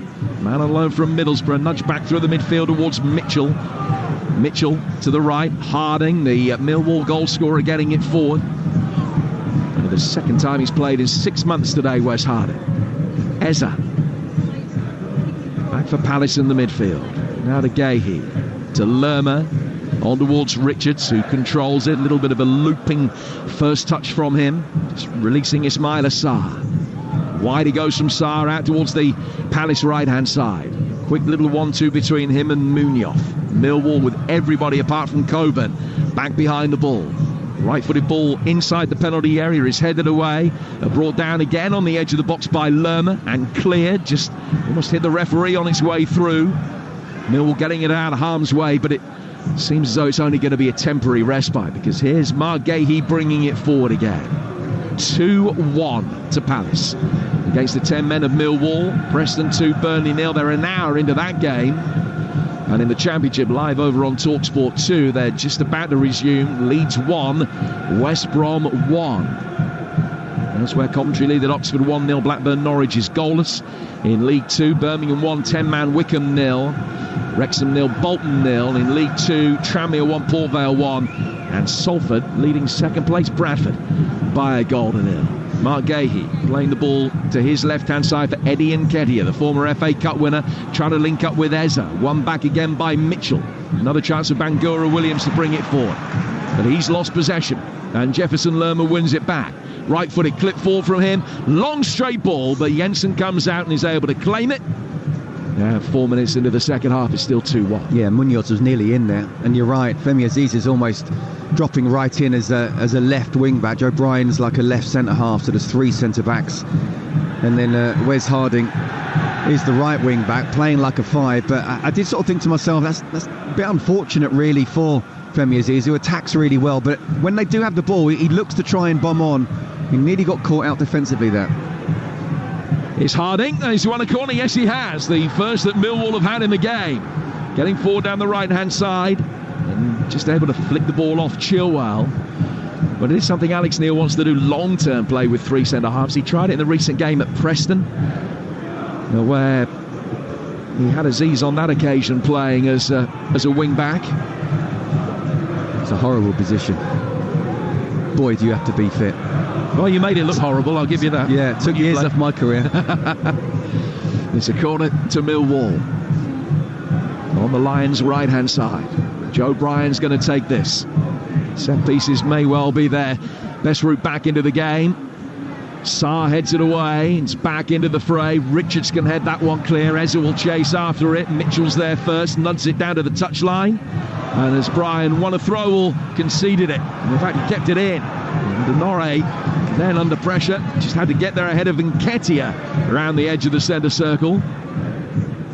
Play back to his goalkeeper. Jensen can clear, and then Tanganga is fouled. And it's a free kick which will be taken by Millwall near halfway. Well, a different game plan for the second half for Alex Neil, but early signs of potential success. Tanganga of the centre halves is the one that's given the licence to come forward, playing on the right of the 3, coming into midfield to create an extra body when they have possession. And he's won this free kick, which is going to be flighted forward here by Denore towards the edge of the Palace penalty area. First contact from a Palace player, then flicked on inside the box. Another opportunity through a crowd. It doesn't quite fall Coburn's way. Harding heads it back into the fray. Munoz has got time to bring it down on his thigh and then volley it away left-footed upfield.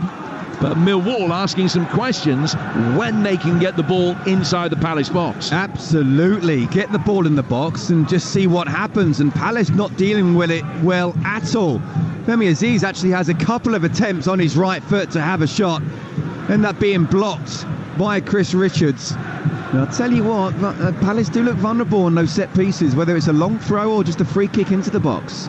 With Talksport and with Sirius XMFC across North America. Good morning to you. 2-1 Palace lead, the 10 men of Millwall. Lacroix trying to shepherd the ball out of play, took a gamble. Bangura Williams stopped it going out. And what Lacroix was hoping would be a goal kick to Palace ends up being a throw to Millwall. And another opportunity for Harding to launch a long one in. We saw a couple of times in the first half that his delivery is good enough that it can cause some significant consternation in that Palace back line. And will he be able to make them pay again, potentially? So here's the Millwall goal scorer, launching this long throw inside the box. First contact of a Millwall player, then he's headed away. And Harding loses out to Chilwell, who will put it out of play off Harding for a throw which will be taken by the Eagles in front of us. Well, they're so dangerous on that long throw because Tanganga is the one getting the flick on. And they've got to get someone in front and behind and make sure he doesn't win that header. That's 3 times now in the game, and 3 times that it looks like the Millwall could well have scored. And in a game where Palace should and are absolutely dominate this match, you know, they don't look as if they're completely out of it at the moment. Munoz turning it away, and then Hughes is caught by Mitchell. Palace bring it forward, play it out towards Eza. Eza coming forward towards the edge of the penalty area. Just try to slip it to Chilwell to his left-hand side. He didn't quite get there. And Denore is going to be able to clear. Right-footed. Second time of asking, got it over Lerma, and Coburn then nudges it back down for Mitchell. There's Denore again. Right-footed. Played forward towards halfway. Coburn involved in a little bit of wrestling with Gahey, and he wins the free kick. Because Mateta went off with a concussion injury, that means that both sides are allowed to make 6 changes rather than 5. Millwall have made 2 already. They've forced to bring a substitute goalkeeper on after that incident. Bangura Williams came on as well. They're going to be making a triple change very shortly. We're going to see Saville, Ivanovic and Honeyman all being introduced. They're all getting ready away to our left. And I think in 2 or 3 minutes' time, it will be a triple change being made. Free kick here to the Lions. Denore posting a high ball forward. Cooper trying to go up for it. And Ketia knocks it away. Joe Bryan mops that up. Good job that he did. Aziz chasing after it. Munoz will be able to field it. Work it back for Richards. Hughes through the legs of the referee. Eza can bring it forward. Then Chilwell now to his left-hand side. Eza checks though, turns the other way, back onto his right foot. Jefferson Lerma out towards Richards. Richards coming forward. Level at the edge of the Millwall penalty area is Munoz, the scorer of what at the moment is the match-winning goal. Just tried a little elaborate 1-2 there with Sarr, but the return ball didn't come off. And he goes out of play for a goal kick. Palace haven't got going the opening 10 minutes of this second half at all. No, they haven't. I was about to say, well, at least they're trying something. And the second half, it'd be Alex Neil will be absolutely delighted with how it's gone so far. Yes, only 35% ball possession, but with 10 men, that's not bad in itself. And Palace haven't had a shot on or off target yet, and Millwall have had 2 attempts.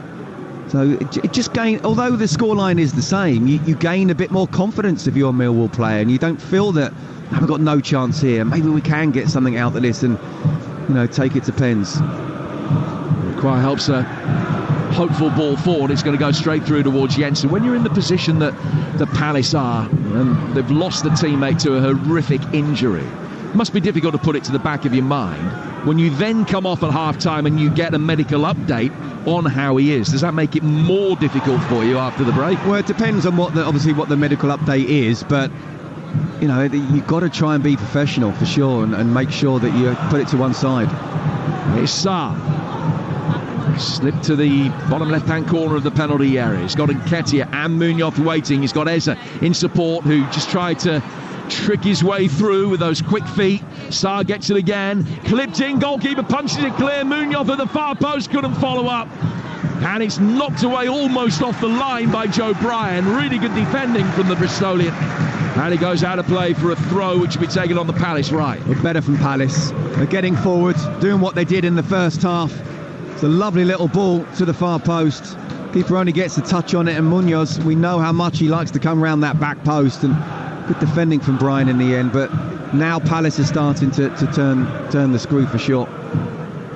Lerma leans on the hoardings in front of the Millwall supporters, launches a long throw inside the penalty area. I think it was Lacroix attacking it, or maybe Richards on the edge of the 6-yard box. It's come off Richards' head and goes out of play for a goal kick that'll be taken by the Millwall substitute goalkeeper Lucas Jensen. Their away form's not been bad. They've won 4 of the last 6 on the road, including the last one away at Derby, which was a result that took the Lions back into the top half of the championship table, and they're not out of the playoff chase. They're only 5 points adrift of 6, albeit it's pretty congested ahead of them. They've got a fair bit of traffic to be able to get through in order to make up that 5-point advantage on the side currently 6.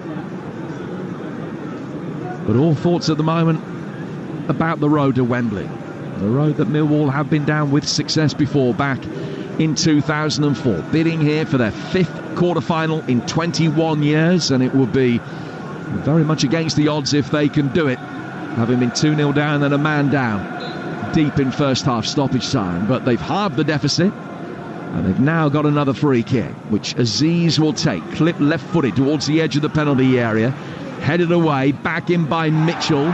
Tanganga stands his ground, and Harding's going to be able to pick up the ball, gets to the byline and wins the corner off the retreating Richards. Good play again by Wes Harding. Really good play. Clever play by Tanganga as well, just using his body. But Wes Harding's enjoying this right wing back role, isn't he? And just as they win the corner, the Millwall fans all clapping and cheering at just before half time. They thought this tie was over.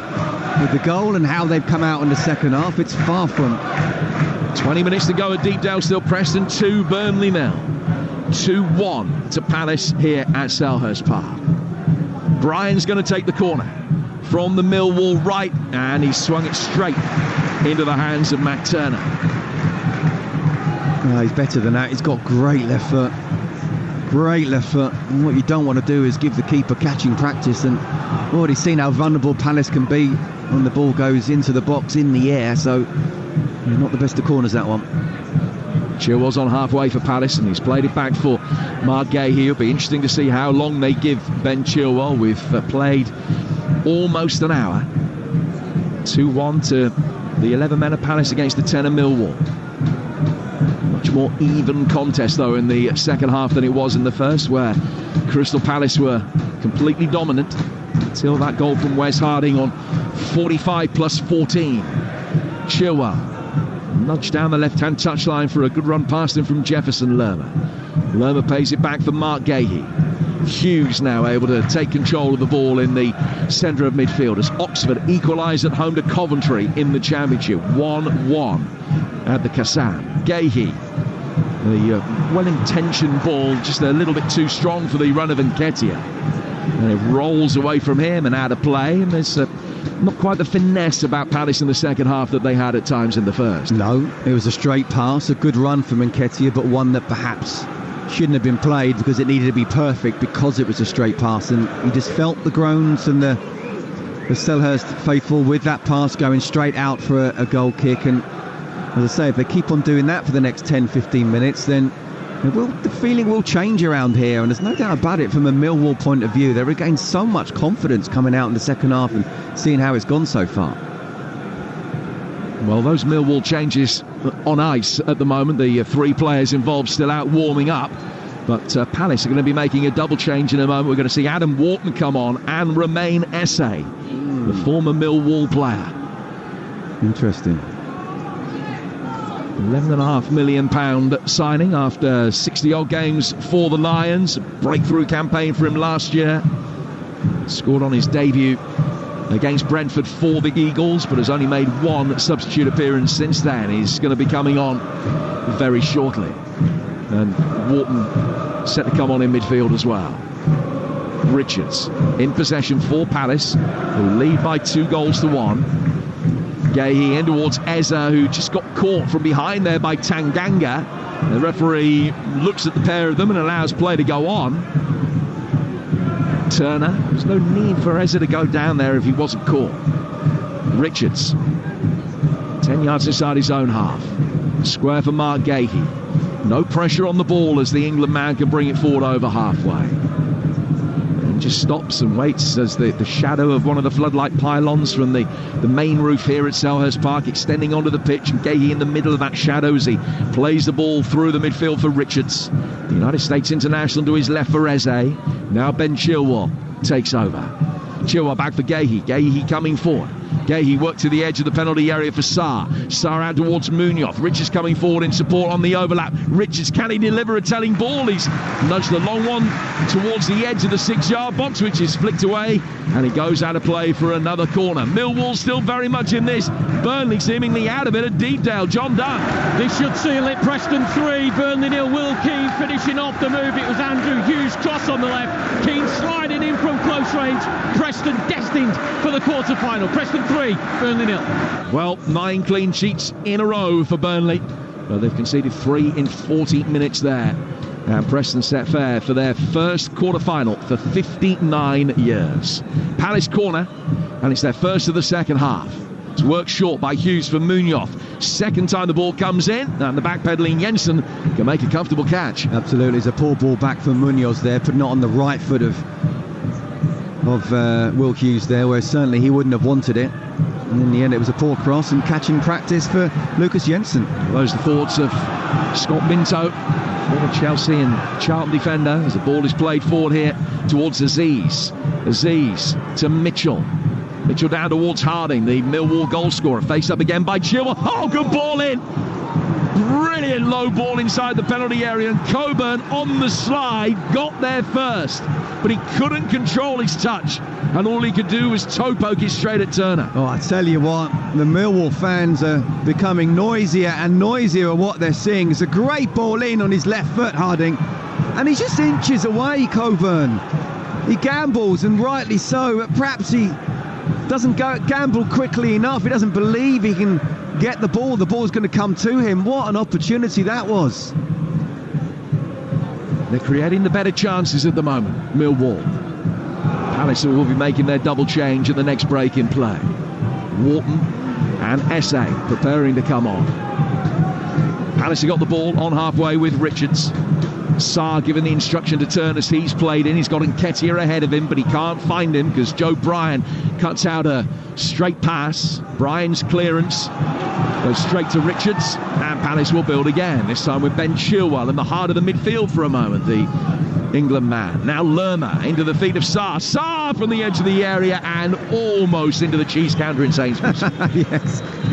You've been there, have you? I know I have. Look, I'll tell you what, it was a rubbish shot, but it was the right thing to do. He got himself in a little bit of pocket of space, turned, shot.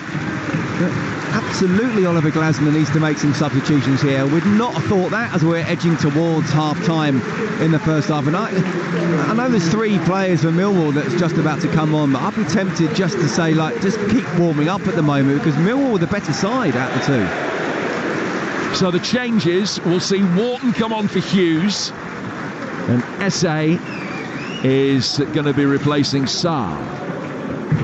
Millwall will also make their changes as well. George Honeyman for Casper de Norre. It's the first change. Honeyman, whose only previous 5th round tie was a Sunderland defeat at Bradford as he made his competitive debut as a teenager. Next change sees Ivanovic for Coburn, a straight swap up front.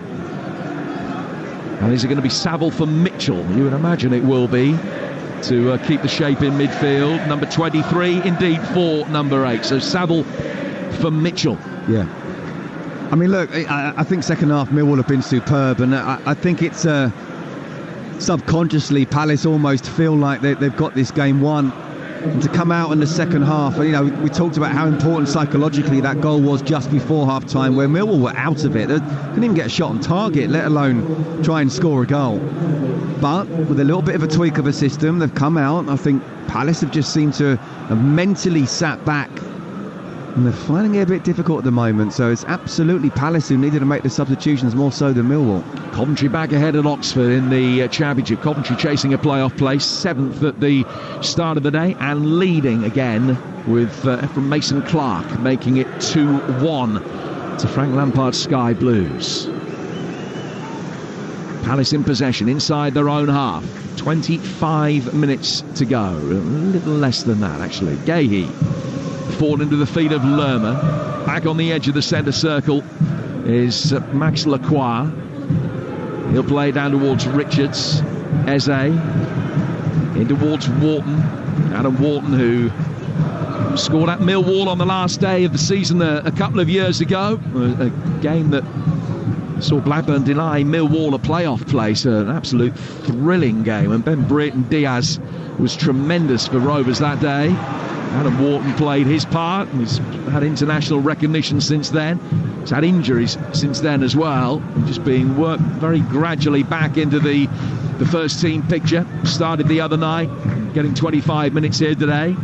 I say 25 minutes, could end up, of course, being 55, because extra time on the agenda if Millwall can find an equalising goal. It's 2-1 to Palace at the moment. Absolutely, and as I say, just before half-time, you'd have said, no way is this going to go past 90 minutes. At the moment, you just don't know. You wouldn't bet against it. You're listening to Palace against Millwall in FA Cup Game Day Live on Talksport with Carling, the official beer partner of the Emirates FA Cup. 18 plus, please drink responsibly. 2 on the score at the moment. You wouldn't say that Palace are holding on, but they certainly haven't been at their best in this second period after catching the eye at times in the first half. Yeah, from a neutral point of view, this is what we wanted, isn't it? A goal just before half-time. Millwall to show they've got a bit of fight. There's a game on here. Eza to Wharton, and as he plays it forward, Munoz is flagged offside. And it's a free kick which will be taken by Millwall on the edge of their penalty area. In terms of who's left on the bench, Phil Millwall, remember, both sides can make 6 changes because we've seen a concussion sub. So Wallace, Sturge, Wintle and Imaku are the unused substitutes at the moment for Millwall. For Palace, it's Mitchell, Klein, Devaney, Kamada and França. Those are the players that can yet come on. Great game at the Kassams. Now Oxford 2, Coventry 2. With an equalising goal scored by Elliot Moore. That'll mean a lot for him. I'll tell you why in a moment as Millwall come forward again, the left-hand side of the box, and Aziz's cross-come shot loops away. Looking for Ivanovic, but he's got a corner, the next best thing. Yeah, he's done well, hasn't he? Femi Aziz, I like him. As I say, it's not easy playing that wing-back position because you're being asked to defend against any Palace attacks, but you're also being asked to go forward when you possibly can, and he's timed his runs at just the right time, and he got himself in a good position. Yeah, that Oxford-Coventry game incidentally was 3-2 to Coventry when the sides last met earlier this season, live on Talksport 2. An Elliot Moore mistake in stoppage time, handing Coventry the win, but he's just equalised there for Oxford in the return fixture. In comes this latest Millwall corner, headed towards goal, and well claimed by Turner, who had to take a hasty step to his right-hand side and stop that header going into the top right-hand corner. Millwall still looking potent from set pieces. Brilliant turn, though, by Eza, who did fantastically. Getting George Saville completely out of the picture. Essay, then Richards losing out, and he's been caught actually. Chris Richards, and it's a free kick which will be taken by Palace, 15 outside the penalty area. What a turn though by Ebery Eza. Yeah, he does that, doesn't he? He just sucks in the defenders and make them think they can win the ball, but no, he uses his body, turns so well. He's such a good player. Both he and Adam Wharton, very different types of players, but both similar in the sense that they seem to be playing at their own speed. You know, only the real good players can slow the game down and make it look like they're very, very comfortable. Eza taking the free kick quickly. It's headed on away from Lerma and straight back to the goalkeeper Jensen. It was just a clip ball over the top by Eza. He made sure that the referee was happy that he could continue. Millwall were lining everybody up. Eza just flicked it over the top for the run from Lerma, but it was diverted back to the Millwall goalkeeper, and Jensen clears from hands on the edge of the box. Another long ball forward off the top of Gahey's head, helped on by Harding. Ivanovic chasing after it. The £2 million summer signing putting pressure on goalkeeper Turner, who almost succumbed to it. He needed a very hasty, panic-stricken second touch. He got the ball out towards Richards. Richards will play it back for Turner, and it's much safer and steadier as he plays out from the back this time. Forward towards Eza. Still 2-1 to the Eagles. 2 more live games from the FA Cup today. Bournemouth Wolves, 3 o'clock on Talksport 2. Man City Plymouth, 5:45 on Talksport. And then tomorrow, it's Newcastle Brighton and Manchester United Fulham, which is our exclusive game for the FA Cup 5th round. And they kick off one after the other, 1:45 and 4:30 on Talksport, with Forest Ipswich coming your way Monday night. We bring you 7 of the 8 games in the FA Cup 5th round on the Talksport network. Over on Talksport 2 right now, Leeds against West Brom, 1-1, and they're midway through the second half. Our Leeds going to be dropping points after the heroics the other night. Here's Adam Wharton for Palace. Ball inside the penalty area. Well watched by Tanganga.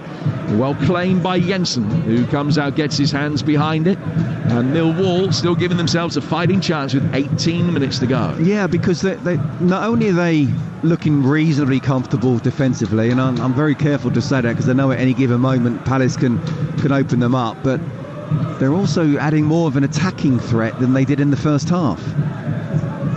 Richards. Chilwell knocking it on. Tanganga clearing it back over its own shoulder. Lerma can head that on through the midfield. George Saville, the Northern Ireland international, pokes it forward, looking for George Honeyman. Honeyman in strongly against Wharton, and then Ivanovic is able to turn. He's got Saville ahead of him if he can emerge from the traffic, and he's done well. Played in towards Saville. Honeyman down towards the right-hand touchline, but too strong for Harding, who turns and tells him that a better ball was necessary there. Really good Millwall move, just fizzles out. George Honeyman couldn't play a 10-yard pass. Yeah, and do you know what? It started from, again, Palace are in that kind of sloppy malaise right now that they've been almost since Millwall scored just before half-time, and have not been able to shake themselves out of it. Where they were playing quick football, 1-2 touch, and the wing-backs were getting forward. Eza was getting on the ball, and even Sarr as well. You know, we talked about how Eddie Nketiah looked very dangerous and sharp in that first half. I'm not seeing any of that, or hardly any of that. And then Millwall, Ivanovic did well with 3 players around him. It's a simple ball from Honeyman. He's got to do better. Millwall earn themselves a throw. It'll be taken by Harding. He's got the ball in the palm of his right hand. And throws the ball back towards Tanganga. His own goal. Palace off and running here. Palace then bring it forward with Nketiah, and he makes his way forward towards halfway. He's unceremoniously stopped by Jake Cooper, who gets a yellow card. Yeah, he knew exactly what he was doing. He knew that Eddie Nketiah was getting there first. He also knew that there was no way he's going to catch him. The ball past me, but I'm afraid you're not coming past me. Definite foul, definite yellow card. In that Oxford-Coventry game, Ellis Sims has missed a penalty. It would have been 4 goals in 14 minutes there had he scored it. But the penalty's missed, and it's still Oxford 2, Coventry 2. Adam Wharton coming forward on the right-hand side of central midfield for Crystal Palace. And he's got it again, the Lancashire. He's played it to his right-hand side for Chris Richards. Richards back for Lacroix towards Mark Gahey again. Gahey coming forward through the midfield. Wharton turning, letting the ball roll across his body before working it out towards the right-hand side for Munoz.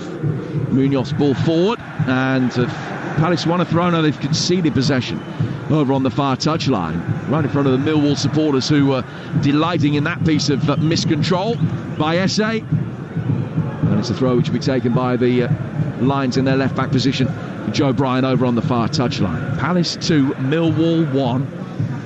Millwall down to 10 men since the 8th minute of the game, when Liam Roberts, the goalkeeper, was sent off for a terrible challenge on Mateta as he came outside his penalty area and caught Mateta with his foot round the side of the head. Mateta needing oxygen as he was stretchered off. And we'll have a further health update on JP Mateta after the game. Gahey able to lay the ball back here through the midfield towards Richards. Now Richards can come forward for Munoz. Adam Wharton taking over. He's near the edge of the centre circle. Millwall just keeping a watching brief at the moment. Then Honeyman leads the press. Saville trying to help it on, but having won it back, Gahey can just calm things down again. A bit more space for Lacroix. Long diagonal for him. I don't know what he thought he'd seen, but he's hit it about 15 foot over Nketiah's head and straight out of play. And Glasner coming to the edge of the technical area now, and he's giving what I would suggest is a confusing set of gestures, because he seems to be telling his players to calm down but inject a little bit more tempo all at the same time. No, yeah, absolutely, I agree with you, but you know, look, he had no pressure on the ball at all, Lacroix, and he's trying to play a ball where no one was there, and I think that's where he's saying, look, just calm down on it, but actually just pass the ball quicker. And you know, they've got 3 at the back, they're keeping 3 at the back, there's only one Millwall striker up there. You know, one of those 3 needs to step into midfield, or you take off one of those centre halves and put in another midfielder, because at the moment Millwall are more than comfortable. Richards has been dispossessed, allowing Bangura Williams the opportunity to bring it forward. The opportunities have been few and far between for the youngster since he came on, and although he's made some territory there, he's lost possession. Palace have a throw down by their own corner flag. Bangura Williams winning it back, and then Wharton's been fouled, so it's another free kick which the Eagles will take about 7 or 8 yards outside their own penalty area. another goal in that Oxford-Coventry game. It's Taki Sakamoto now, 3-2 to the Sky Blues as we go into the final 20 minutes. 2-1 to Palace here. We'll be bringing you team news very shortly from elsewhere. Mark Gahey to his right-hand side. Lacroix to Richards. And out towards Esse, who controls it. And then works the ball back. An equaliser for Bradford with Halliday tying it up at 1-1 at Salford in League Two. Gahey. Now Adam Wharton, almost on the centre spot as he plays a long straight ball forward. Chilwell trying to bring it down, but it's drifted away from him and has gone out of play for a goal kick. So this is the second of our 7 live FA Cup ties over the course of the weekend.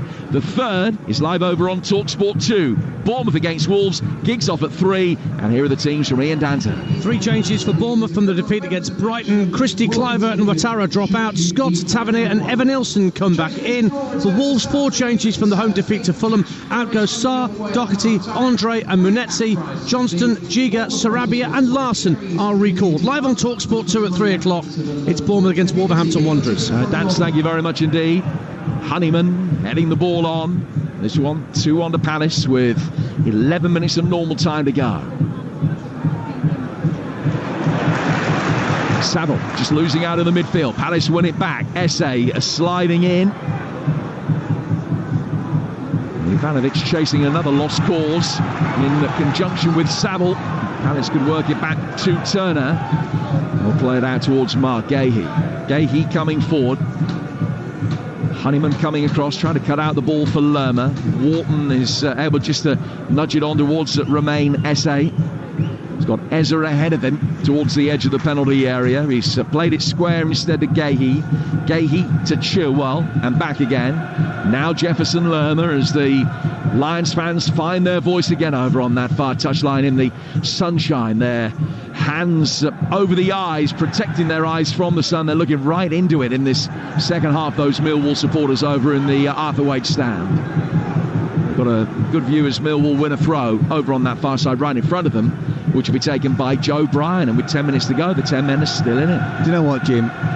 Those Millwall fans must be absolutely delighted and proud of their team and what they've seen in the second half. Completely outplayed in the first, nicked that goal just on half-time, but in the second half they can definitely argue with 10 men that they've been the better side. And actually are still very much in this tie. We said about trying to stick in with 10 minutes to go. Well, here you are. Can you do something a little bit extra now? Nketiah, Eze, no advantage after Eddie Nketiah was fouled. So it's a free kick. The Palace not in shooting range. It's about 20 yards outside the penalty area. Villa made it through to the quarterfinals last night. Preston have joined them today. Here's John Dunn.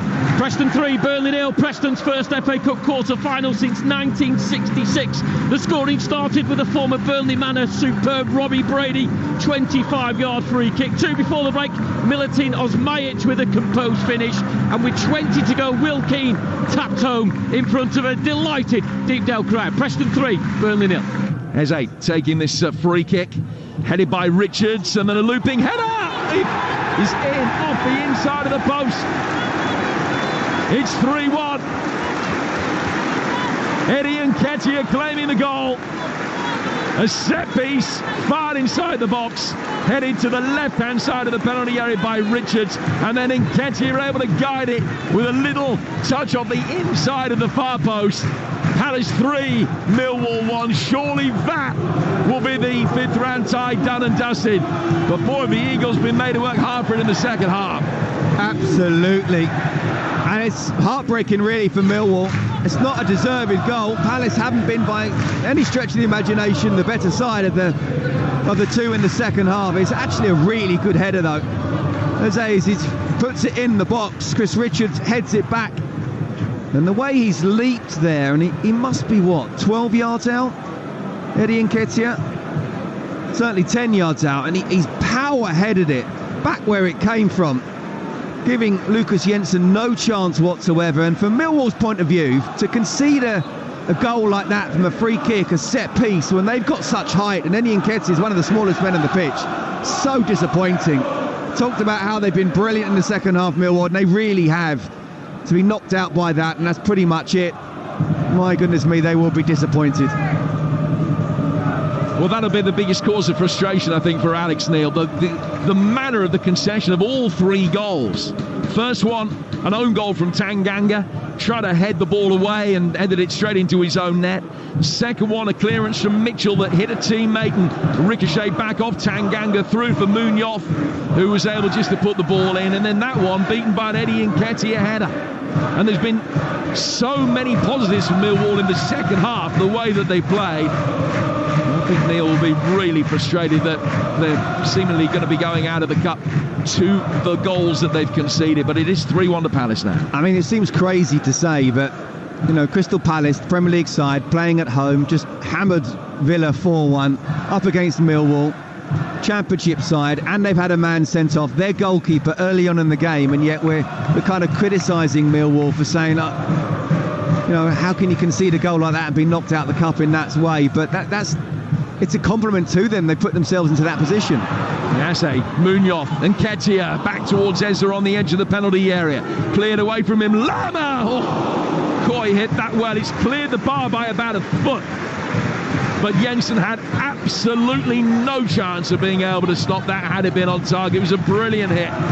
But it remains at 3-1. He didn't even move, did he, Jensen? I mean, it's 30 yards out. There's no point in trying to dive for it because you're not getting anywhere near that. And if Jeff had been a foot lower, that would have been one hell of a strike, and the scoreline wouldn't have justified how the match went, but what a goal that would have been. Another Palace change. Iberici Eza coming off, and Matheus França is going to come on for the final 6 minutes plus stoppage time. Came on for a couple of minutes at Doncaster, his only other appearance this season. He's had more than his fair share of injuries. So he comes on to replace Eza for his longest run of the season, and Millwall are going to be bringing Imaku on to replace Aziz, the young Irish winger. So he comes on. Wes Harding goes across to have a word with George Honeyman. I think the Lions are going to shuffle things around here a little bit. Is Imaku, is he going to make his way over towards the left-hand side, or is he going to play in support of Ivanovic up front? I think it is the latter. South London is ours, always was, always will be. A banner split into 3 pieces being shown away to the right-hand side on the Holmesdale by the Crystal Palace supporters. Their place in the last 8 seemingly assured. It'll be only the 4th time they've got to the quarterfinals in 31 years. Millwall's record is better than that, but it is Palace who are going through here, you would imagine, with 4.5 minutes to go and a 2-goal lead and a man advantage as well. You're with Talksport and Sirius XMFC in North America. Lovely reverse ball, and Nketiah chasing after it. Couldn't quite keep it in. And it goes out for a goal kick, which will be taken by Millwall's Lucas Jensen. All over by the shouting now, 3-1 to Palace. Yeah, I think so. And as much as from a neutral point of view, would have loved to have seen a Millwall goal. And I'm really pleased for Eddie Nketiah. He's found it tough, hasn't he, since his move from Arsenal. As I say, got his first Premier League Palace goal midweek. Now he's got it's a really good header, really powerful header, and as disappointing it is for Millwall to concede a goal like that, it's a really pleasing goal for him for sure. Lerma heads the Jensen clearance away, so Tanganga's forced to go back to his goalkeeper. Stabbed forward by Jensen, didn't really get hold of it as he wanted to. Wharton is there first in the midfield,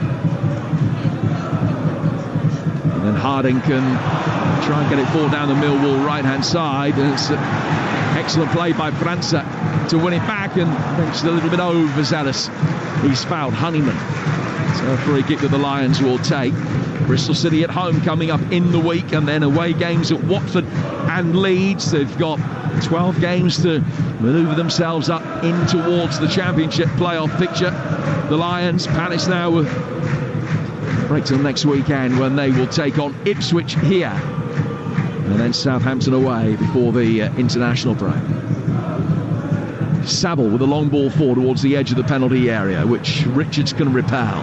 Now a little bit of space opening up. Romain Esse's got him. He's got Munoz making a run to his right-hand side. Good ball the other way, though, towards Eddie Nketiah. Chilwell coming to his left. Nketiah working the angle, right-footed effort that is blocked. Then a left-footed shot from the edge of the penalty area goes straight into the midriff of the goalkeeper. Well struck by Romain Esse, who punches the ground in dismay that he couldn't divert it either side of his former teammate Jensen. It was a great bit of skill from him and a wonderful pass as well, wasn't it? With the outside of his left foot to Eddie Nketiah, who looked like he was going to go and score his second goal of the day. But the biggest compliment I can give Millwall is that when you look at the second half, you wouldn't know, one, which one was the Premier League side and which one was the Championship side, and two, which one had 11 men and which one had 10. No, they made a good fist of it in this second half without a shadow of a doubt, but it's still going to be an FA Cup elimination seemingly. Palace have been poor in the second half. They've been really poor, but you know what? It really doesn't matter. It's just about getting through to the next round. And, you know, they're in the quarter-final, or pretty much in the quarter-final of the FA Cup, and if they are to get a decent tie, especially at home, then this could be, absolutely, this could be a special season for this club. Well, there's one Championship team in the quarter-finals. I think, no disrespect to Preston, but everybody will be wanting to face Preston simply because of their status in the Championship. Not making any comment about the way that they've been playing. It's an excellent result for them today. Palace will make a double change. These are the final changes of the day. Munoz coming off, and Nathaniel Klein is going to come on to replace him, and Lerma will be replaced by the Northern Ireland international Justin Devaney, who scored at Doncaster in the fourth round. He's got a Premier League goal to his name this season as well. So those are the final changes for Palace, with 40 seconds plus stoppage time to go. Maybe 4 minutes to be added on. 5 at a push. Richards over on the right-hand touchline for Palace, just having to buy a throw. Bangura Williams. Crystal Palace know that they're going to be a step closer. They've beaten Stockport, beaten Doncaster. Now they're going to be beating Millwall.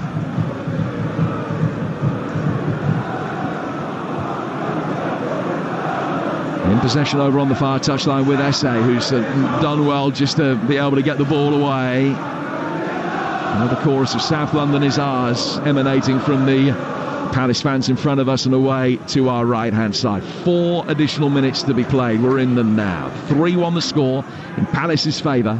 Wharton getting the ball away from Honeyman, who caught him. The referee's played a good advantage. Here's Ben Chilwell, who's going to get 90 minutes today on the overlap, crossing it in, and on the volley, a right-footed shanked effort drifts innocuously wide. It was well met by Lerma on the stretch, but he really couldn't. França, beg your pardon, on the stretch, but he really couldn't get hold of it. Yeah, again, good play. I mean, they're playing now. The pressure's off. They got that third goal. The game was in the balance at 2-1, but now they can go out and enjoy themselves in the last few minutes. Again, Ben Chilwell, you're right, interesting. It did sort of say, I don't think the plan was to start him and have the whole 90 minutes, but the way the game panned out, down to 10 men, in full control in the 45, why not give him the 9? Great cross in. França nearly getting on the end of it. Richards. Now Devaney. Wharton fouled again, so Michael Oliver brings a halt to proceedings. It's a free kick that Wharton takes immediately as soon as he gets back to his feet and nudges it away from Ivanovic. Gahey. Now Lacroix. Forward towards Wharton. Down towards Devaney again. Never won this competition. Palace, one of 6 teams in it, or still in it, who have never lifted the trophy. Twice runners-up. Well, there are a fair few people think that they have a really good opportunity this year. The way that the cup is so open, Oliver Glasner will be realistic enough to tell us after the game they're going to have to play better than they have in the second half if they're going to make too much more progress. But all you can do is stay in the draw. They will be in the hat tomorrow night at the end of our Manchester United-Fulham game. You'll hear the draw about 5 minutes after the conclusion of our live exclusive commentary of that match. It'll be interesting whether he wants to play here or away, because their away form is much better than it is here at Selhurst Park. So it'll be interesting to see whether he would rather be drawn away. Yeah, it's true. It's true. even off the back of back-to-back victories at home this week. I mean, you're absolutely right. If they play like this in the next round, they're probably getting knocked out. But actually, they won't play like this in the next round, because in the first half, they were so much in control. They kind of just sat back psychologically in the second. It is arguably the most open FA Cup in years. You've got the two Manchester sides who, can dominate this competition, but both so very unpredictable this season. And then it's up for grabs, and why not Crystal Palace? Why not? 90 seconds of stoppage time left here on Talksport, and it's 3-1 to Crystal Palace. Honeyman getting it forward. First chorus of Wembley from the Palace supporters. Ivanovic helping it on inside the penalty area. It's steered away, but only after it's gone over the dead ball line. And it will be a late Millwall corner over on the far side. Will they be able to give Palace a nervy few final moments by halving the deficit again here? Joe Bryan's going to go across to take it. And scored with almost the last kick of the first half. Can they score with almost the last kick of the second? I'm sure it would only be a consolation if they can. Imaku is the furthest forward of the Millwall players, standing on the edge of the 6-yard box. Everyone else making runs in from deep, including Cooper. But it's comfortably claimed by Matt Turner. And this one destined to finish 3-1. Yeah, again, it's just a floaty ball to the far post, just catching practice for the goalkeeper. Well, look, yeah, it would have been nothing more than a consolation, but Alex Neil can take a lot of positives out of this game. He really can. França sending the ball wide for Klein. Klein to Wharton, to Richards, just about keeping possession for the seconds that remain. The 4 minutes are up. Michael Oliver puts whistle to mouth and signals an end to Millwall's cup run. Good win for Crystal Palace, getting the job done in the South London derby, to the delight of 23,000 Palace supporters in here. The victory tarnished by the horrendous injury to JP Mateta, who carries our best thoughts with him. The Palace are through with a little bit of a scare in the second half. Wes Harding having halved the deficit in first half stoppage time. Palace couldn't really get going and play their natural game in the second period until Eddie Nketiah made it safe. The Millwall game in the second half with 10 men ultimately couldn't do enough, and it's Palace to make it through to the quarter-finals for only the fourth time in 31 years. Crystal Palace 3, Millwall 1. Thank you very much, Jim. Brilliant commentary as always. I mean, you said it in commentary, Scott, didn't you? Millwall really gave a good fist of it, particularly in that second half, but it felt as if the writing was on the wall after that 8th minute sending off for Liam Roberts. Do you know what? You can't be a championship side, come into a very good Premier League side at Selhurst Park and go down to 10 men in that way. You can't, Faye. It was already going to be a mountain to climb. And yet somehow they weren't a million miles away from doing it, or at least taking it to extra time, and who knows what would have happened after that. Palace was so much in control in that first half. The goal just before half-time did change things psychologically for both sides, and Palace just couldn't shake themselves out of it in the second. A lot of credit goes to Alex Neil and this Millwall side, down to 10 men for most of the game, and yet made a real fist of it. And in the second half, I could argue that Millwall were the better side, but ultimately it's about moments. Palace had the moments. They'll be really disappointed how they conceded the goals, Millwall, but Palace are through, and that's the only important thing. Can they go all the way? Yes, but I can say that to about half a dozen teams. There's only 2 that can go to the final, but Palace are one of them. You know, I was here on Tuesday night, and Jim was right to mention it. I've mentioned it before, that the home form actually isn't that great, and yet I think this week would have helped a lot psychologically. Again, I use the word psychologically a lot, because so much is played between the ears. It really is. And when you're very good away from home, you're happy on the counter, there's no pressure on you to be on the front foot, and you've got the players to deal with that. It's great, but you also want to do it at home. So to beat Villa in the way that they did, to win this, back-to-back victories, get a good tie, whether it's home or away in the next round, why can't they? Because those 2 Manchester clubs are very inconsistent this season, and then the rest, it's up for grabs for sure. It is indeed, and Oliver Glasner has taken all the plaudits as he walks down the tunnel here at Selhurst Park. The fans on their feet, a standing ovation for the players who gave it everything and eventually made it look comfortable towards the end of that, after Millwall had got themselves back into the game. Where did Millwall go from here, and what repercussions could there potentially be for Liam Roberts after that horror challenge? Oh yeah, well, I mean, that was a horror challenge. Again, I genuinely believe him if he says there was no maliciousness in it, but it was a horrible tackle, it really was. So that's down to the authorities to have a look at it and see what they want to do, if they want to add on any extra games. But what does Alex Neil do going forward? Well, if they can try and chase down the playoffs, I think that will be a very difficult thing to do, not just in terms of points, but the amount of teams they've got to climb above. But he's building. He's a new manager at Millwall. It looks like he might want to go 3 at the back eventually, but he's already talked that maybe they need the summer and pre-season to work on that, and also the summer transfer market. But this was a really impressive performance, especially in the second half. And I genuinely think, despite the scoreline, they can take so many positives out of it. If they can finish the season really well, whether they get in the playoffs or not, buy well in the summer, then why can't they chase the playoffs for next season? Yeah, absolutely. They've got all the opportunities to them. A brilliant second half performance, but ultimately not enough